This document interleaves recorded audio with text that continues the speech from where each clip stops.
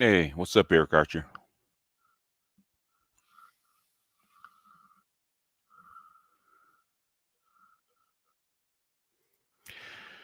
Uh, I don't know what it is, man, but I think um, I think the National Guard has bots because every time somebody mentions the National Guards, um, somebody jumps in talking about why you're trying to spread fear, and you're right in the middle of a pandemic and a market meltdown, and I'm spreading fear. Hey, what's up? Hopefully, what's his name? Herb. What the fuck his name is? Hey, BJ, what's going on? Brian, well, what's up?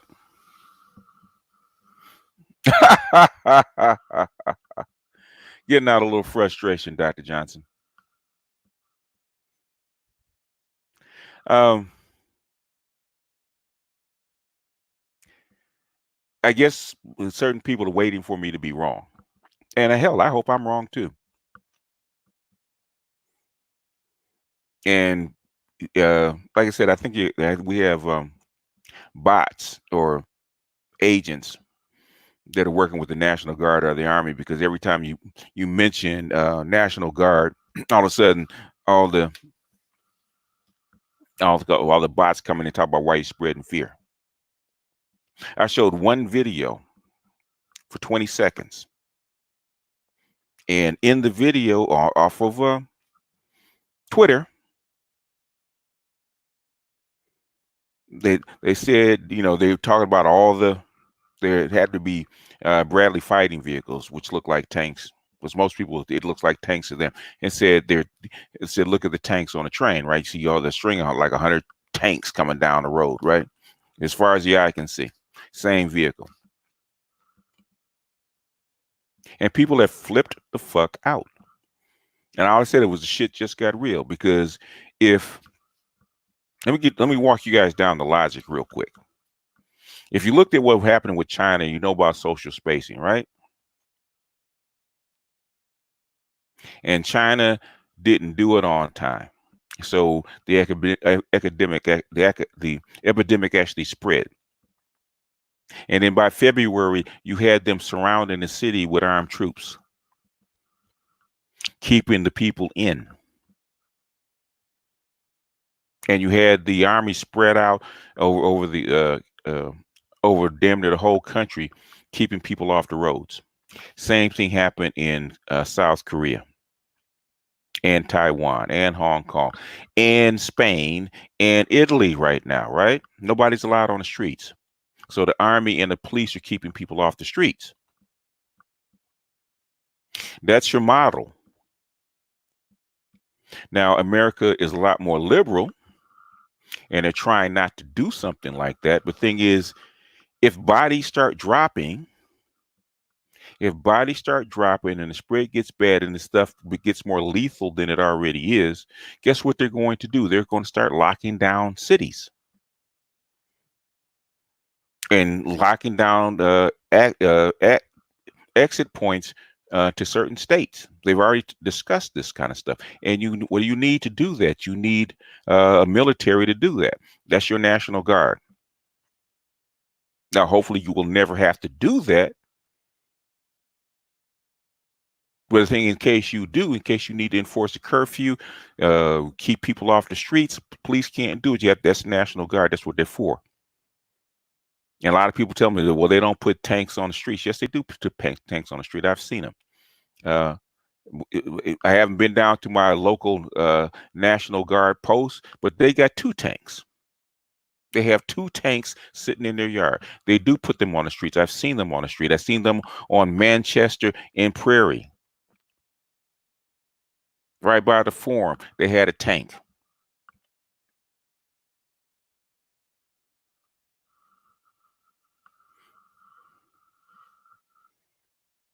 So I've seen them. The number one job of a National Guard is not relief efforts. It's to keep the peace. They're peacekeeping troops. They're there to restore order. That's their number one job. When you call out the National Guard, that's the number one job of the National Guard, to restore order. That means you have an emergency, and if you have an emergency that's national and not just local, like a region or a city or two, this is unprecedented. You've never seen this before. You never seen this kind of this potential kind of disruption before, and you hopefully you never see it again. So I don't know why people think that the National Guard is there to hand out snacks and water and bottled water. Okay, they might do that, but that's not why they're there. You could do that with FEMA. You can send out a whole bunch of FEMA workers and hand out bottled juice and water and snacks. You don't need Humvees and people with guns to hand that stuff out. They're there as peacekeeping troops. So if you see them if you see them moving, the next thing that they're going to do is basically do what? Enforce a curfew if they have to. Now bodies start dropping and the death rate goes up. It's going to get more severe. They will keep your ass in the house. They will tell you to stay off the streets. And they will enforce it. And you will see Bradley fighting vehicles and Humvees and tanks in your city if necessary. Country this big, need every spare piece of equipment that you can get. There will be no equipment spare. Ain't nobody driving past a fucking tank.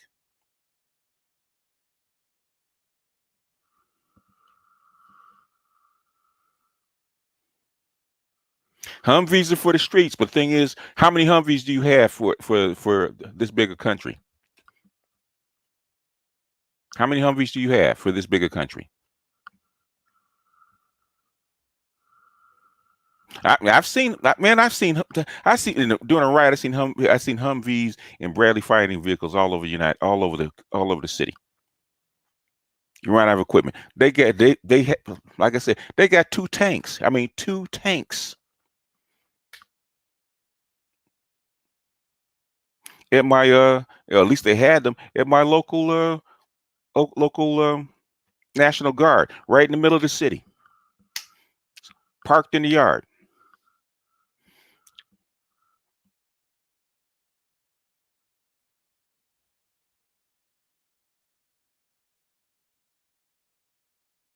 Tanks will be used as roadblocks. Yes, that's what they're used for. In fact, that's what it was used for, as a roadblock.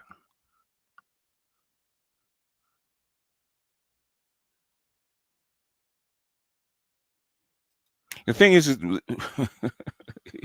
you guys think that this is just a brief vacation, and this stuff may blow over. If it does not, this this whole global system is in fucking trouble. If they get a boom cycle, if you get a secondary boom cycle, which Chinese are already kicking the foreign journalists out of China that's reporting on this shit. You get another boom cycle, your economy's in trouble. But what's probably going to happen? And in fact, Jack Craftsman just said it. I said it. In a couple of months, if they can't get the economy kickstarted, man, they will send your ass back to work. If the bodies drop, the bodies will have to drop. The bodies drop, they will actually say it's an acceptable loss. So if 3 million people die of coronavirus, 3 million people die of coronavirus. It's an acceptable loss. In China, they'll do it in a heartbeat.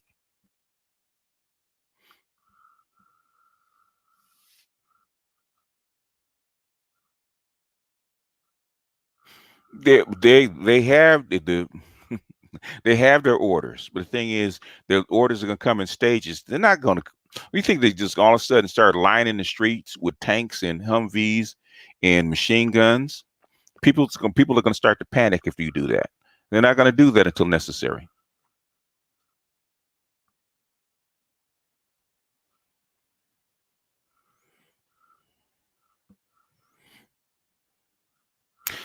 They they've already done. You saw APCs in the middle of Ferguson, and those are the brand new ones.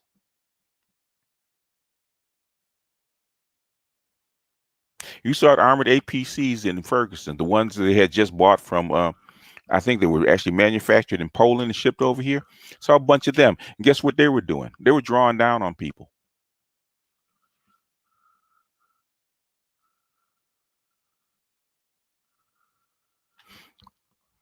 But you guys freak out like, oh my God, they're too young and they're going to start shooting people and kicking indoors. No, they're not.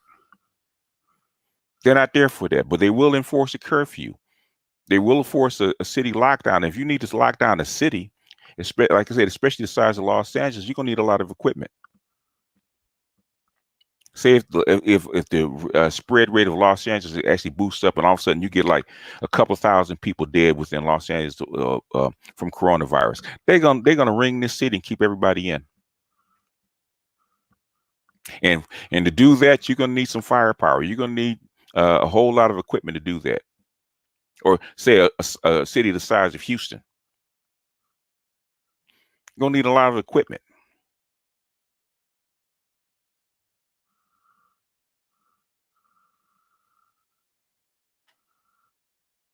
I have no idea what people would be thinking.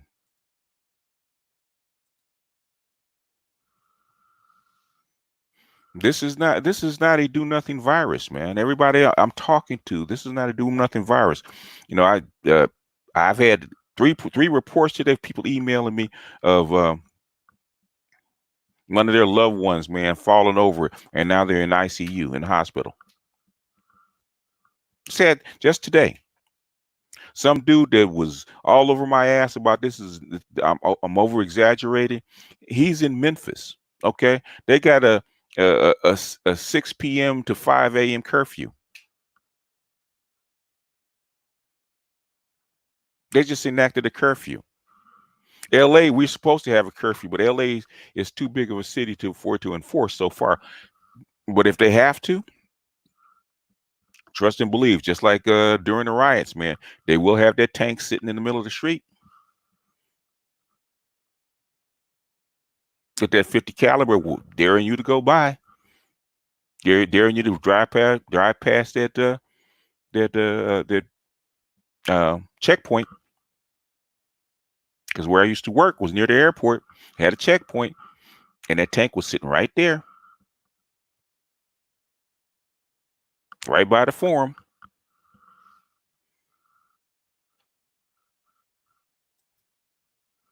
So I don't know where you guys get that for. They have put tanks in cities, okay, during disturbances. Those tanks have been there. This is you know tanks are in the city. I've seen them. I've seen the Bradley firing vehicles. I've seen the Humvees, and this is before the Humvees got popular.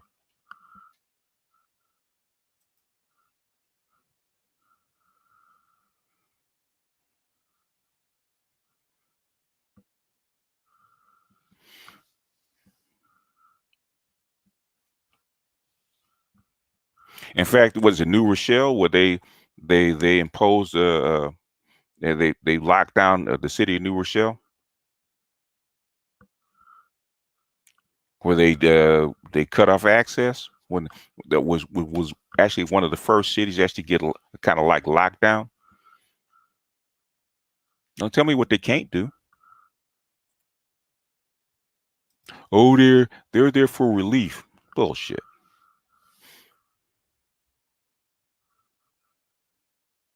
The end. The NW. Wait a minute. Get out of here with that shit, sewer rat. You have no idea who the New World Order is. You have no clue how it works. New Order is behind this. If the New World Order is behind this, you're in a hell of a lot more trouble than this. New World Order wants to cause disruption. They don't need a virus.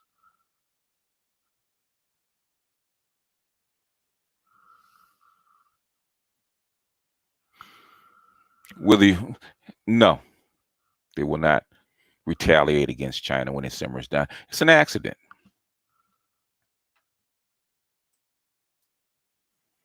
Shit's an accident. What's up?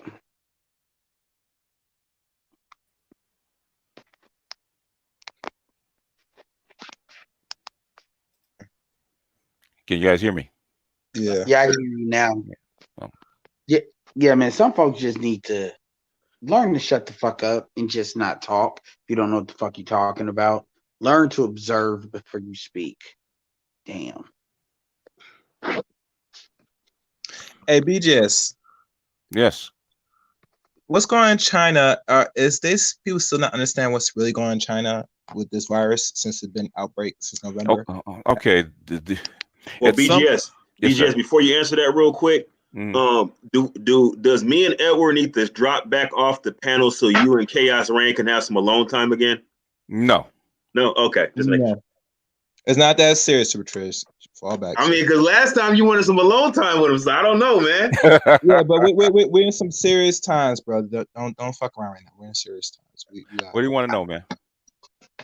I've noticed when they first seen the situation with China, Mm-hmm. and I didn't hear much talk since now that this thing spread. I'm not sure if they really got under control back in their homeland country, or is it slowed down, or is it accelerated? Okay, at some point you have to decide between your economy and the spread of the disease. You have to weigh it, which is going to be worse. Let your economy go or control the disease. And at some point, guess what you're going to have to do? You got to put people back to work and take your chances. So that's what China's doing. They're putting people back to work. And so naturally, they're going to say everything's fine. We have 0 cases, which I know that's bullshit. There's no such thing with any kind of contagion that you're going to have 0 cases. So that's not possible. You just had a big outbreak, and all of a sudden it goes down to 0. Unless this is not a unless it's not a virus, unless it's something with any other kind of agent like anthrax has to be sprayed on you directly. It's not transmissible. I see. So in other words, it can't be a substance. Okay, it has to be a contagion. It has to be a virus. Viruses don't go away. The only reason, like I said, the only reason the Spanish flu actually ebbed off is because it mutated to a non-lethal form. Even though H1N1 is still around 100 years later, and now it's just a common flu. So people still get it. People still get that strain. It's just not lethal. Oh, I see. It mutated. That's normally how it goes. Either you treat it. From my estimation, there is no cure for a virus. There's treatment for a flu, but there is no cure. Well, the only thing that you can really do with viruses is that you can inoculate with the vaccine. The vaccine has been developed, but otherwise you're just doing supportive care while somebody is actually going through the symptoms. You really can't expedite the symptoms unless there's certain anti-retroviral treatments, like at the onset of infection. You can give certain things that will actually expedite the infectious process for some people. But those drugs are generally expensive, and you just can't use it for a mass population for something like this. So most people just got to actually deal with it if they get infected. Hopefully, you can be somewhere where there's adequate personnel and equipment to support you through that process. Like in Spain, they got people on the floor. Like, matter of fact, we may have to call MOT and tell him to bring some bunk beds over to Spain in the hospital. No, you're gonna have to go to New York City first, because they already talking about they like thousands and thousands of beds short. They're not going to tell you everything. That's what I'm saying. I think they're undercounting. Yeah, because Richard Burgess got caught with a hot mic, basically telling people, like, in his private, because he's in North Carolina, saying that this disease is a lot more infectious than anything they've really seen before it has gotten to this level. Yeah, well, they've seen it before. Okay, just not in 100 years. Because actually 102 years now since that one that came out in 1918. Yeah, about 100 years. So, and trust and believe, that one you don't want to see again, because it was obvious when somebody got sick because they start bleeding through their lungs. Yeah, and back then we didn't have what we have now. So if anybody got sick back in that century, you were gone. No, they would. Yeah, I heard stories about them. their loved ones start coughing, and they might have, and they put them outside, man. They didn't let them in the house. They put them out. Shit. Put them out to die. In fact, that's what's going on. I think in Spain. I saw this video of this one guy from Spain crying because I think somebody that was over 65. They didn't treat him. They just give them sedatives to make them feel better as they expire. I think they did that a lot in Rome. That's like in Italy. I think that's like we had this big spike in deaths. Had a lot of elderly that they just refused to treat. They just let them die. I mean, we discussed that with people even prior to the novel COVID. Mm-hmm. There would be patients who would have something, and perhaps they can be treated, but the amount of resources needed to actually treat them, and then once they're treated, there's no guarantee as to what their functional capacity will be. Mm-hmm. So sometimes we'll just talk with the family and say, hey, this is like if we are able to treat them, it will be an extremely long recovery process, maybe a year, maybe 2 years of recovery.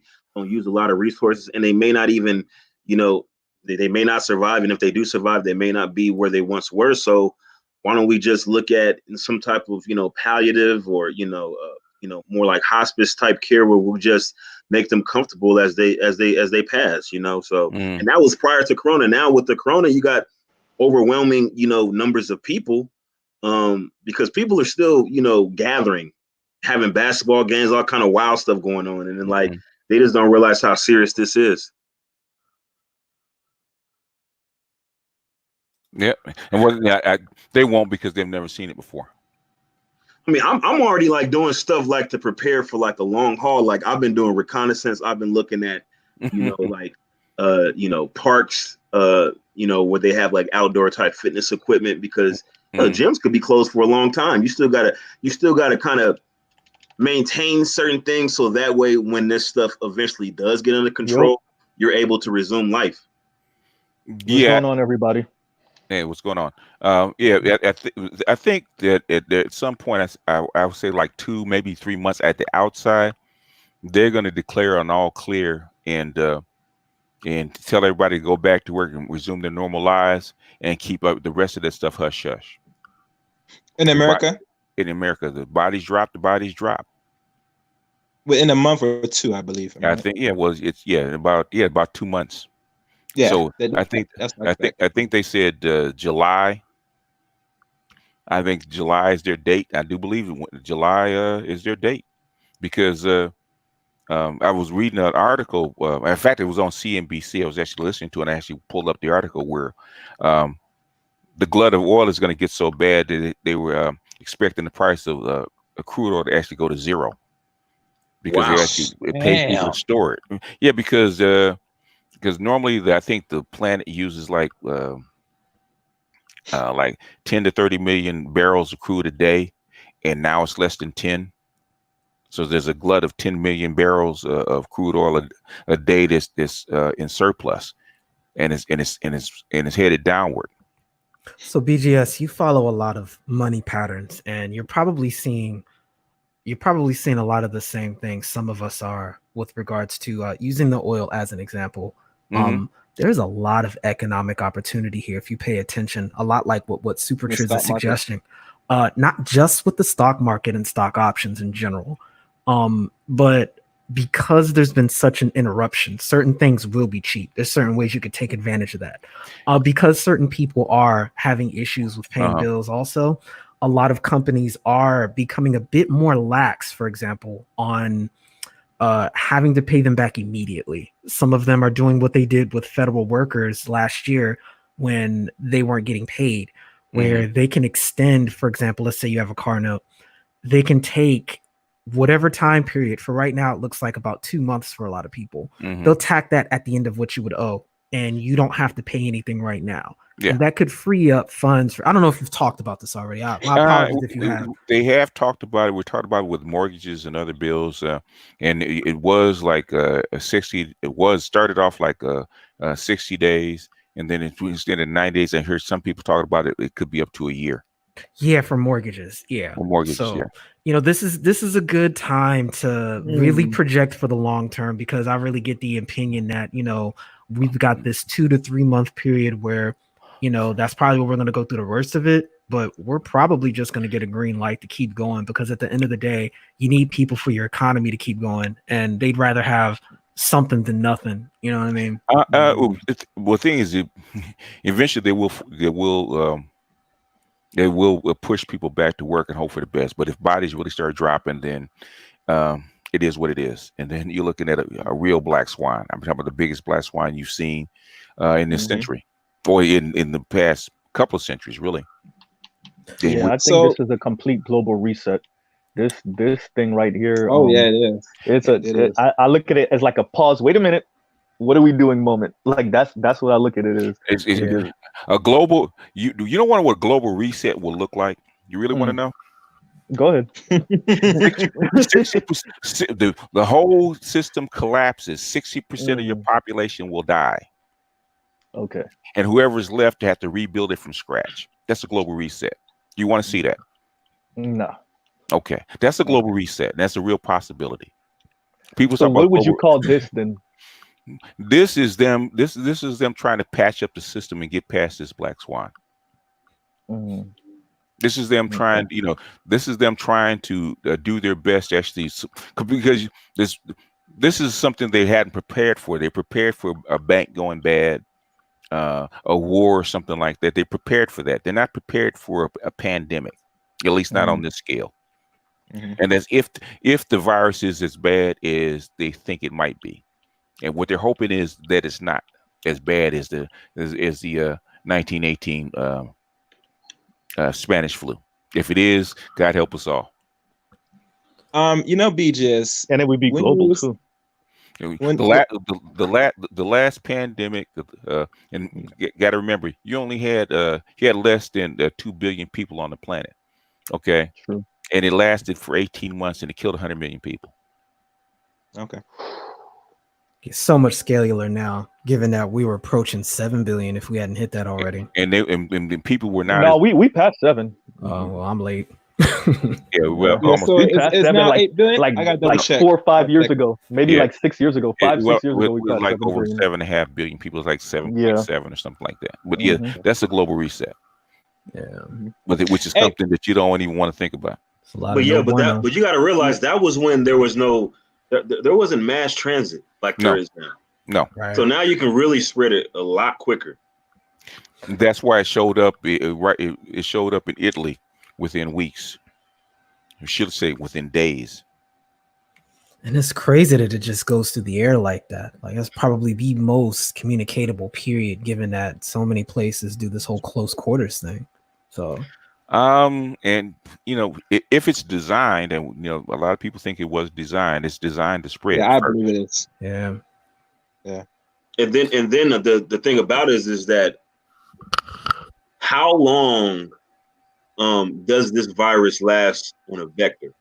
So I don't know if that's something that's been discussed, because when you have a large building with ventilation systems that's able to circulate air, how long is that virus viable outside of a human host?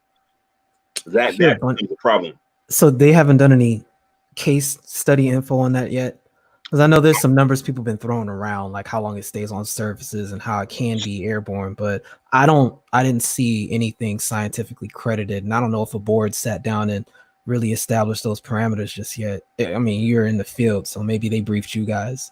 I mean, I haven't seen any definitive studies that's been peer reviewed. There's a process to put out that type of information. You have to actually do all the checks. You have to get approval first, do all the checks and balances, perform the experiment, and then get it peer reviewed. That usually takes some time. It takes weeks to months. And I know a lot of times they won't even know the vector and all that kind of studies won't be complete until after the contagions kind of died down.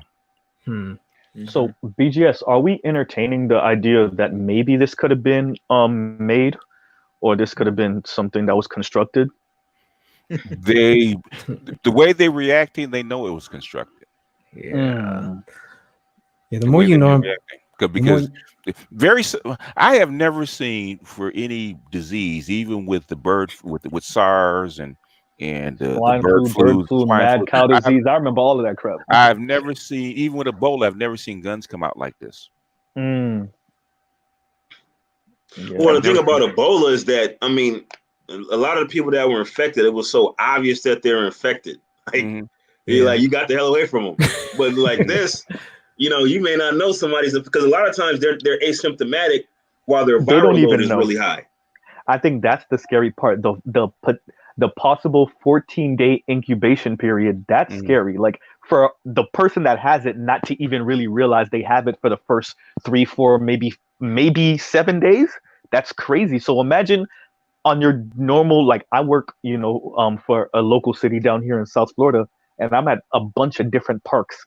Imagine if I had it, how much I spread that to coworkers, who spread it to family members, and like just, and by the time you realize it 6, 7 days down the road, how that just reverberated, that's crazy.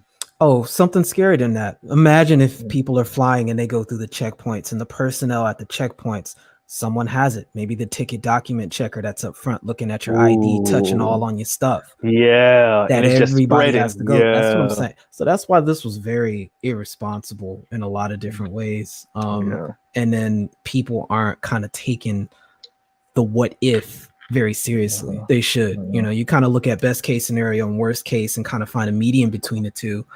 And again, it's like Triz was talking about, this airborne vector for spreading the virus is literally worst case scenario for something like this to go down, with the kind of effects it could potentially have on the demographic that it has, which is, folks that have compromised systems, especially if they're older.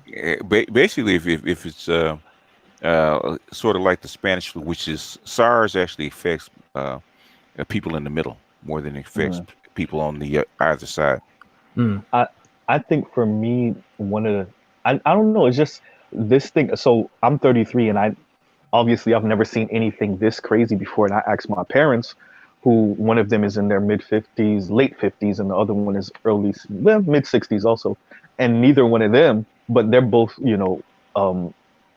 immigrants. So like that's another reason why I want to talk to BGS and be like, BGS, have you ever seen anything like this? No, this is no, nobody's ever seen anything like this. This is like the last thing that was this bad was over 100 years ago. So and nobody was around. Yeah. Well, the people that were around are dead. Yeah, that's what I meant. Yeah, that's wow. And you guys hear me? We got you. Yes. Something I want folks to keep in mind is that when jobs do come back, that not all these jobs are going to come back, and even the jobs that do come back, not all of them are going to come back in the same capacity. Right now, it's always a convenient thing, right? Right now is a very convenient time for them to exercise, for them to try these bring that automation shit automated in. systems. Yep. Absolutely. Yep. Absolutely. Especially that's what they're doing. I was talking to one of my military buddies, and I was like, Walmart right now, Walmart is still getting business because poor people shop primarily where? At Walmart. Walmart is also perhaps the biggest company trying to get rid of their personnel at the cashiers at the register. You see how many self-checkout aisles there are right now. They also have an application to where you can put something in your cart, scan it before you put it in the cart, and pay for it, and then walk out the door. Oh yeah, so that you don't even have to worry about that. Like Amazon Go, where it's you actually you scan your phone, and basically you have cameras and other sensors that actually detect what you pick up and what you put down, and it actually charges your account as you shop, and when you walk out, basically there is nobody to report to. Mitch, I'm happy you brought that up, because so I'm hearing that and Trump said it could possibly go up to 20%. Well, he didn't say it, somebody else said it, and then he tried to backpedal and take it away, but the unemployment could go up to 20%. It's already 30%. It's already 30%. Insane. It's already 30%, and it could go up to 50%. That's what they're projecting. So half. I'm over here scared about 1 out of 5. There's a lot of people that's not at work right now, man. I mean, they already put out where people were sending their items into the Apple store to get them fixed. Well, they can't get them right now, and they're not going to get them until Apple opens the store again. Yeah, they said something about like 150 million folks at least right now pretty much aren't going in, and if they are, they got to telework. But yeah, that's a good point, Meech. They've been talking about this for a while. That means all these coffee shops. That means all the restaurants that deal with people going into work. That means all the gas stations that people go to when they go to work. All this stuff, dry cleaning, anything like that, people aren't doing. So those people also are losing out on money. Well, I'll give you an example. My dad runs in California right now, a storage company over in San Francisco. And right now, they got green light to continue to work.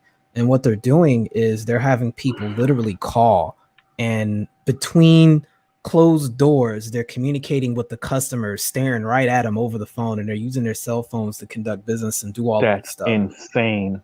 Yeah, that's insane. And this is becoming pretty standard. Like every store that's out here in Dallas, for example, like let's say I want to go get something at Best Buy. In fact, I'm gonna go pick up a video card tomorrow. All I have to do is head over there, and they've got you can do it through the app. You put your order in, and you pick it up by whatever app that they have over there. Customer base, they just bring the stuff to your car. You don't even have to go up there. Curbside. So they do curbside. They'll even come to the parking lot because they can track you on the phone. You know what my issue with this is? Our society was already becoming antisocial, like face-to-face antisocial. And this just expedited that situation on another level. Oh, absolutely. Maybe if it was coincidental. Well, they sped it up anyway. They speed it up. This was a whole process. Speed it up. Yeah. Right now. BGS spoke we're in a new decade, so what they're trying to do is speed this thing up. What they're trying to do now, speed it up. They're not trying to do anything right now, man. They're trying to make it through this. Right, but this is the social distancing thing is weird to me. It's not weird. I haven't put it up. You go back to social spacing and social distancing comes from the 1918 Spanish flu. They actually examined it, and they found out if you can spread people out, keep people from in small groups, you can actually have the amount of casualties you're actually going to have. Basically, the article actually talked about the difference between Philadelphia and St. Louis. St. Louis did exactly the same thing that we're doing now. All the protocols come from that study. So St. Louis. Go ahead. Oh no, am I being a little paranoid, BGS, by like having an issue with some? I understand why we need the social distancing. I'm not. I get it in theory, but for me, we were already walking down that path anyway, and it's causing obviously lots of problems, friendship problems, intimate relationship problems, and so for me, now that we're at this place now where this is like, now we're being literally and expressly told, hey, we need y'all no more than 10 people in a group, no spaces where there's more than 50 people. We don't really need y'all talking close to each other. Like, I don't know, just the term social distancing just messes with me. I don't know why. Maybe can I ask him something real quick? In fact, what people will do is normally the opposite, because if you say you're taking something from them, and then they want it even more. Go ahead, Nameless. But Mr. Z, and I'm gonna be facetious asking this question. Don't you notice that a lot of those things kind of were low key being applied to black men anyway? Yeah. So what I'm noticing is a lot of things that have been happening with us as an I know where you're going. It's starting to happen to the whole country, and they're very uncomfortable. Well, it always like that. Yeah, I mean, it's not a coincidence. So I think a lot of this, may have just been sort of happened. We're the experiment. We're the people. We're black people in general, black men specifically. We're the group that you experiment with first. You see how it works a little bit. You test. We're the test subjects, and then you take it out into the wider society after you work on us with it for a decade or two and see how it works. Well, I agree with you on that. Normally what happens is that we're we're the most vulnerable population. So if you're going to see something that's wrong in society, guess where you're going to see it first? The canary. So we're literally in here. We're literally in here getting hit with the same virus, so to speak, but we have the compromised immune system. So we're seeing the end results. It's striking the rich and the poor alike. It's indiscriminate. That was what I was saying. I'm just saying the end result is we're seeing how we're disproportionately ill prepared for that. Is all I'm trying to say. And basically, the Spanish flu actually worked better killed more people that were healthy because it's your immune system that actually over a reactive immune system that actually kills you. So people So would if have you so if Like you have a really allergies. no, what yeah, like allergies. If you have a really healthy immune system, and then it floods in trying to kill the virus, it actually overreacts. so Yeah. if you were You a know, the pill popper, It was actually go ahead, designed go to ahead. kill soldiers. Meech, go ahead. Torian Rain just put up something I saw earlier today. Black Hmm. guy, 32 years old, died in 3 days from this. Yeah, Woo! yeah, 3 days. Wow. 32. yeah. Yep. We don't know what his condition was. Right. I was gonna Yeah. I know ask his if he had any condition. Yeah, I pre-existing. would like to know his condition too. Yeah, Yeah, but they but did. He it didn't could be the mention his same thing. condition. He just said he left work. He just said he left work because he was feeling sick, and 3 days later he died. He didn't mention whether or not he had already, compromised the immune system or anything. So if you are one of those people that take pills every time you have a slight headache or a slight anything, would this be something that would you be more vulnerable to this or less vulnerable? Triz had a lot of good info on that. Also, what's going on, Torian? What's going on? I heard that you had mentioned that story. Well, actually, what I did find out from one of my subscribers when they went into a group where his family members was at, apparently he had asthma. Okay. Oh, Okay. yeah, that's a So you know killer. one of the things, That's a one of the killer. things with this virus is a respiratory thing, so that affects the breathing. Yeah. So you mix that with the asthma, it speeds it up. But to So- take him out in 3 days, that's quick. So what Triz was saying is that if he didn't get proper care at the hospital to really give him oxygen, what happens is, I guess, is your pH balance gets more acidic and you're not absorbing as much oxygen. I guess that oxidation process where the oxygen is brought into your bloodstream, like he just basically like drowned. Well, I say drowned, but just died from lack of oxygen, most likely. Well, So I mean, if the there's asthma's a on- variety of things that could happen. I mean, but again, it all boils down to what type of care you can get access to, because not all hospitals are created equal. Right. Like the hospital that I'm at, and like we actually specialize in acute respiratory distress syndrome. Like we have an ICU dedicated to, and we treat a lot of patients like that. So we have a lot of experience doing that. There's some hospitals that don't have as much experience doing that. There's a lot of things that you have to do. Number one, you have to be able to. Number one, you have to have access to skilled physicians that are able to recognize certain things. Sometimes you got to prone the patient. You got to turn the patient over on their stomach, which is kind of odd to see in the hospital, but there's a reason why you turn somebody, put them on their stomach, so that way you can recruit parts of the lung that you normally can't recruit when they're on their back.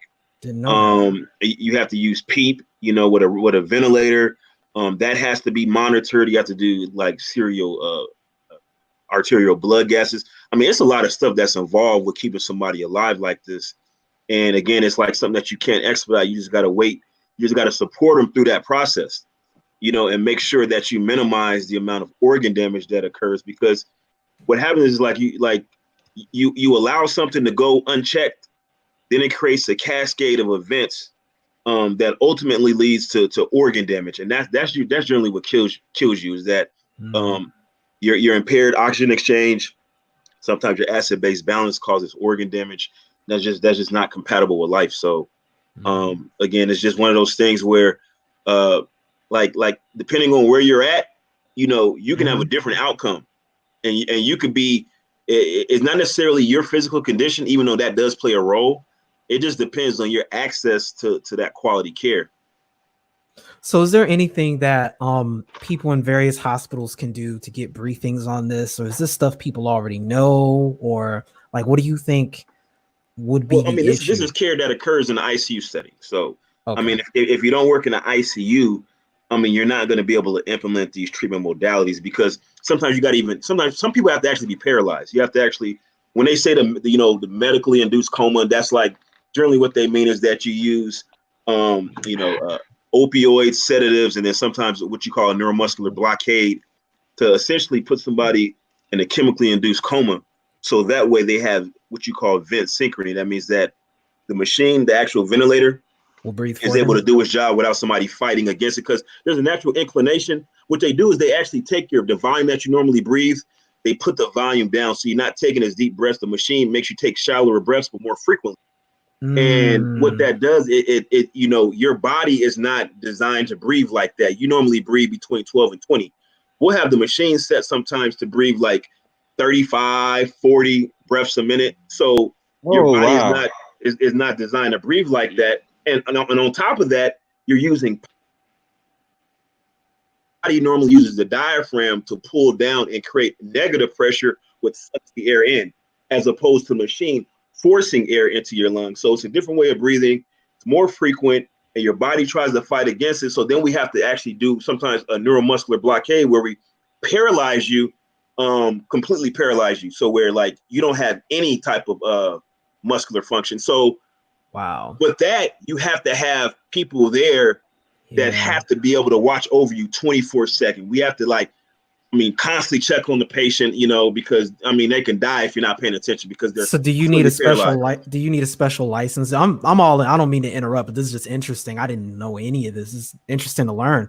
So do people that have to have certain licenses to use those substances and administrate that, do they need to be on hand as well in order to use a treatment like that, or can anyone do that? Obviously I went to school for this, but just to go from the transition into this into the ICU setting, I had to basically go to school again. I had to go through 4 months of full-time school, and on the job training just to work in the department I'm in. So it was like a lot of stuff. And then after the training, you're still kind of like on orientation for a while. Like it's like they only give you certain type of patients. It's pretty involved. Wow. Because a lot of these drugs that you're using, they have very short half-life. So you have to consistently check on these drugs and titrate them. So like based on what their body is doing, you have to adjust the actual dose that you're giving. It's like a constant thing. You're constantly, turning this up, turn this down, turn this up, turn this down. It's a constant thing.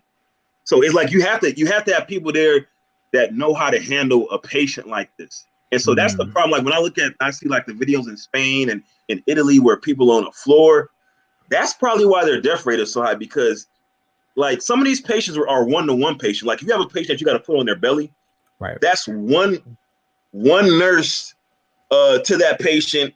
The doctor's in and out of that room. The respiratory therapist in and out of that room. It takes a lot of resources just for that one patient. So in other words, they're overwhelmed. They're overwhelmed to the point where they can't do one-on-one, and that's half the problem. That's probably 99% of the problem is, you got just overwhelmed. And then like you try to pull somebody who doesn't normally work in that setting, like to kind of augment the staff, is like if they don't have experience with, titration of drugs and not knowing about sepsis and ARDS and things like that, neuromuscular blockade, really there's very limited to what they can do to actually help. Wow. And that's when the death rates actually spike, because the hospitals get overwhelmed. Wow. So everybody can't do this. Everybody can't do this, in other words. And it really does depend on where you're at then, and the luck of the draw of whether or not you've got people who have the certifications that can properly address this then. Well, and then the people that actually take care of these patients are disproportionately more susceptible to be infected. Because you're constantly in contact with these people. So you start losing personnel through attrition as well. Yeah. So it's people need to hear this, because I don't think they really understand. You can't just sit down, give somebody an inhaler and be like, you'll be all right with some antibiotics. Like, this is a lot more nuanced here. And I don't think most of us understand that. It's viral, so it's not an actual thing that you would address with antibiotics anyway. Well, I mean, if they got pneumonia, if they get pneumonia, because that's what I'm bringing up the antibiotics for. Well, pneumonia is just like an inflammation of the lungs. So when you talk about pneumonia, so that's where you kind of get that differentiation between pneumonia and ARDS. So pneumonia is where you have like an area of the lung that becomes inflamed. You start to have that inflammatory process, right? And that impaired gas exchange. Whereas ARDS is like pneumonia, but it's both of your lungs in their entirety. So that's why ARDS is so much more volatile, because it's like pneumonia, but amplified. So if I can simplify that. Okay. That explains it. But I'm using just the conventional knowledge most people been told by, outside sources, because we don't have this medical nuance here at all. So greatly appreciate this perspective, Triz. Definitely. For me, like, okay, so did everybody see that infamous clip of the young white kids? Well, it was a super heavy set sister in there too, of them on the beach and they're partying and they're talking. So what did y'all think about that? Because I was like flabbergasted that they were reckless. They're kids. Okay. They're kids, and if they don't see bodies dropping, then they, hell, you hear it on basically what you saw in that video was a collective of America's arrogance. I can't get it because I live here. I agree. I agree. But Nameless, you actually said something that actually prompted me to want to come up on here in the first place. I forgot what it was. But I think it was about something. I think it was something. Were you talking about something like how, like touching stuff or something like that? Say that one more time. Were you talking about like touch, like being aware of stuff that you touch or something like that? I forgot. Oh, when you were talking about the airport, the people at the airport. Okay, that's what it was. Yeah. I came across an article. I already did a video on it, but I haven't uploaded it yet. Y'all need to be very careful of the stuff that you touch, because they did an investigation where you have these as y'all know, as I call them, these palm colored supremacists that are literally going around. No, they're literally going around. They're using this as a bio weapon. Like they're contracting the virus willingly, and they said what they're doing is they are putting their saliva into spray bottles and they're spraying it, or they're putting their saliva on elevator buttons. I even saw a video where one guy was licking a handlebar for a Walmart cart. Like someone actually caught that on video. Yeah. Did you see the video? Go ahead. Something like that happened. I think it was, I don't remember where. What I remember is they were going around and they were either coughing or licking on produce and stuff like that. Oh, yeah. The store owners, a few months ago. No, that was a few days ago. And the store owner caught it and they got arrested, but they were able to dispose of the produce. But yeah, and they said their main targets are, of course, non-white people and law enforcement. So they're on that. And they said they've been investigating them since early February. Has anyone seen the video of the white dude licking the like he was licking the actual like boxes and stuff like that on the shelves? Yes, I saw that. It was like a row of boxes. And he just licked all of them. You know how someone licks a stamp, like licks an envelope, and you have to lick the whole side. That's what he was doing in the store. Nasty. But you got to remember who we're dealing with. Like we're dealing with people. Like I remember, it's a lady that I watch also on YouTube, and she said like people they did a study and like the average American takes like a shower like once every 2-3 days. So these are the people that we're dealing with, man. Like, and I actually looked it up and she was telling the truth. So that's even, So. Well, I've been just posting like random pictures of stuff. This is prior to the whole coronavirus thing, but like the type of behavior that I've seen even prior to the COVID-19, people going into like public areas. Like I go to the gym, like you'll see somebody go in the gym, work out, right? First of all, they'll do cardio for an hour.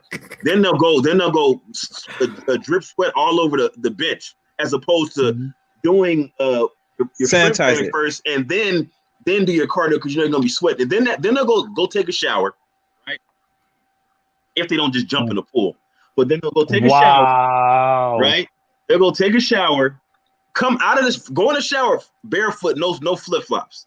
Then come out of the shower and walk right into the bathroom, walk past all the urinals barefoot, then go in the stall and sit bare ass on the toilet, and then want to talk about try to post on their page how they're buying hand sanitizer. It's like, what is hand sanitizer going to do if you don't say bare ass? You got hepatitis. That absolute. You got hepatitis. Everything else. Unmitigated stupidity, and that's the logic. Ever since this thing really popped off, I've seen a lot of true colors come out, especially in like different videos. Like I saw one lady, because they have a limited supply of how much toilet tissue you can buy. So this lady went to a store, and it looked like a Costco type of store because it was in bulk. She literally bought up almost every box of toilet tissue and was smiling heavily about it. And then guess this is how she ended. Go Trump. Oh God. Damn, that chick doesn't wash her damn ass. She bought all that toilet paper, man. So what the hell you doing all that toilet paper? I don't know. I guess they about to make some salad out of that mug, some toilet paper nuggets and all of that. You know what I'm saying? Yeah, they're gonna hoard it and sell it. They hopefully it gets scarce and then they actually trade it or sell it. That's why they need. Yeah, that's what that guy. That's what that guy did. That guy who bought all that stuff and tried to sell the it hand for like sanitizer. hand Yeah. sanitizer and Yeah. Listen, He had them all in his toilet garage paper- and stuff. I saw that. Toilet paper helped me buy my first house in the military. Ah, No, really. While we would go out to the field and toilet paper, because in the MRE box, they got this little pack of napkins that you really can't wipe your butt with. So if you had toilet paper, toilet paper, cigarettes, it was currency. Occasionally those miniature bottles of liquor is what I used to sell out in the field. That's how I made all my money. Out there hustling. I remember the MRE hustle. I used to do that with the damn candy you get in that shit too. Yeah. You could if you got that cheese tortellini, well, you can flip that for anything. Right. Yeah, remember that when we up on KT next time. You know what I'm saying? That's funny. But you want to know who got their but you want to know who did get their just due when it comes to the Wuhan? What happened? Rand Paul.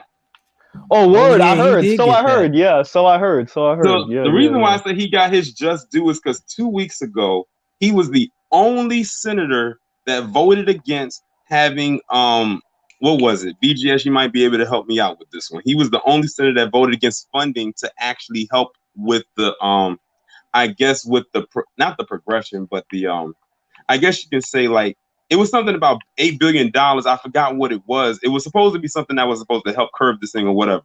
Oh, How okay. about 2 weeks later he just found that he got tested positive for it? Yeah, the pandemic. Yeah. That's They're some trying to limit chickens because Obama had actually implemented it, so they want to undo what he did. In fact, a lot of stuff they undid what Obama did, because Obama, as far as experimenting on these kind of pathogens, he had eliminated in 2013, and guess what Trump did? Trump reinstated it. So chickens are coming home to roost. I was just about to say that. Mhm. I think Xanatos was asking about that UBI. I saw an interview with Andrew Yang on the Breakfast Club, and they were saying that Trump's team had gotten in contact with him recently about trying to run that for that stimulus. Yep. So we Well, should keep. Well, BGS did. I thought I heard something about it was getting held up in Congress or something like that. Yeah, they did get it. It didn't hold muster in Congress today, so they didn't pass it. So I mean, so the issue they had with it was they didn't like how well, maybe this is kind of like a peripheral effect, but they didn't like how the businesses were taking a lot of their money and buying back a lot of their stock to keep their value relative. Because his argument, and this was really Trump kind of pushing that, they were saying, well, we gave you these tax cuts and this money and this stimulus so that you could provide more raw goods that you're supposed to produce, not so you just put it in your pockets and just leave it at that. So I think what they're trying to do is bring it back and word it in such a way that it goes directly into people's accounts and pockets without disrupting the tax crediting situation too much. I think that's here's what they're my question. with. They're talking about. I'm hearing reports of $1,000, and I mean, okay, so let's $1,000. Is this a one time or is this like a monthly stipend? They don't know. I mean, what is $1,000 gonna do? Yeah, it'll keep you alive when you don't got nothing. I mean, real talk. Like, I mean, I know a lot of us, we look at our checks and we're like, yeah, I know what I do with $1,000. You know, we're thinking about pocketing that. There's a lot of people right now, you know, they really do live check to check, and they've been trying to make it off $50. And it's like they're the main ones that are going to be heard first when they're complaining. Yeah. And well, I mean, if you're in California or where I'm at, I'm in Washington. Some people is in New York. Some people in Hawaii. Like states like that, $1,000. I mean, is it going to be like relative to where you live? It won't do much, but the thing is, it'll do something. It'll keep you alive. Right. It's not there to pay your bills. It's there to keep you alive. But to keep you from stealing and looting. That's what it's there to keep you from doing. And that's important because it's not like they're going to take that $1,000 and then go pay bills. Like that's direct money they're getting after their bills are basically getting that pause button. So So what are they supposed to do with that money if they're on lockdown? Well, if they're on lockdown, there is the availability of ordering food and being able to take care of medications that you may need, like childcare. A lockdown is only partial. In other words, you're still able to go to the store and get food. Right. You're still able to go to get medicine. You're still able to go. I mean, if they can go to the store and get food, they can get on that corner and do what? And do what? They get on that corner and sling that box. Well, they can, except for one thing. You can't walk the streets like that. Right. And they already took down Backpage, so. But the thing is, the thing is, who's out there as customers is actually buying the box. Right. They gonna be out there trading bottle caps. That's crazy. Like some Mad Max shit. I can tell you, the streets are fairly empty in Los Angeles. Okay, except the streets is empty. Like, listen, I went from because yesterday I was trying to buy some adjustable because I'm trying to prepare. So I'm buying like adjustable dumbbells and type of resistance, like little workout stuff so I could do workouts since the gym is closed. And so I drove to Everett, which normally driving to Everett that's like an hour and a half, 2 hour drive. I literally got there in 30 minutes. There was no traffic. I thought even going through downtown, I mean, there was nobody on the streets. It was crazy. It was like some apocalypse type stuff. The way it looked. Wait, where are you? Where do you live? I'm in Seattle. Oh, I'm in South Florida, and people are still on the road like crazy. Like, I'm in Miami, and Miami, it's still people are on the road. It's almost like nothing's happening. But maybe it's because of spring break and I mean, have they given the lockdown order? Have they closed the venues like the bars and restaurants and stuff like that? Okay, so one of my coworkers, she was doing overtime in Fort Lauderdale, and they told her to stop coming in last week Sunday or Saturday. So we pretty much were shutting things down in South Florida from about early last week, from maybe even last weekend. Okay, so where are these people going? They're hanging out at the few bars that are open, but they're not really on the beach and stuff. Yeah, they're not on the beach. The beach is almost pretty much closed down. Well, then it's not a lockdown then, because there wouldn't be no. Yeah, we're not fully locked down. Yeah, that's why. No, we locked down here.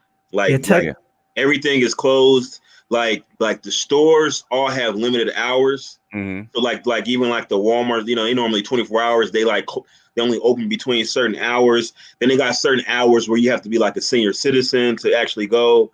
And and then like all the food places, like either is like the ones that are open are drive through, and then the other ones are like you have to use Grubhub or some type of delivery service or something like that. So I mean it's really like so it's really nothing to do.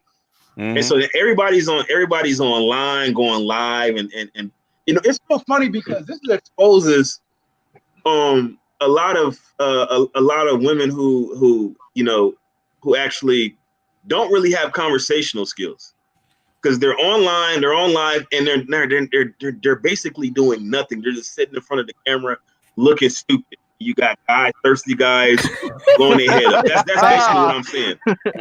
Well, okay. Fam, I'm a gamer. What do you think we see on Twitch 9 times out of 10 as soon as you see a female up there? Oh, she's trying to make some money. Thirst, straight thirst. I mean, I can't. She's trolling for dollars. Yeah. I think what's funny is a lot of people's phones blowing the hell up on some what's going on big head text. I know everybody's catching right now. Hysterical. I did get a phone call. I ignored that shit. Oh, no, they're trying to be slick. What they're trying to do is they're trying to say, I just want to send your family thoughts and prayers. And like, shut up. Will you cut it out? Like they really think they slick now. I just want to know where all this smoke is from these feminists right now. I'm just saying, like, where they at right now. They still there. They still there. They still there. Oh, Torrin, I didn't forget that damn story you wrote, fam, or put up with the list. Which one? Black lesbian couple. Oh. And so they got a half. They got one of them. The older one got a half white baby now because they couldn't find enough black male sperm donors. And they over there salty because they want more. They want more black men to go and donate sperm. I hadn't heard that. Yeah. Yeah, Man, that was a whole that was a whole mess. Yo, we can't People didn't win. believe me. We can't win, Yeah, bro. We can't win. We are winning. Oh no, we are. That's the problem. We are winning.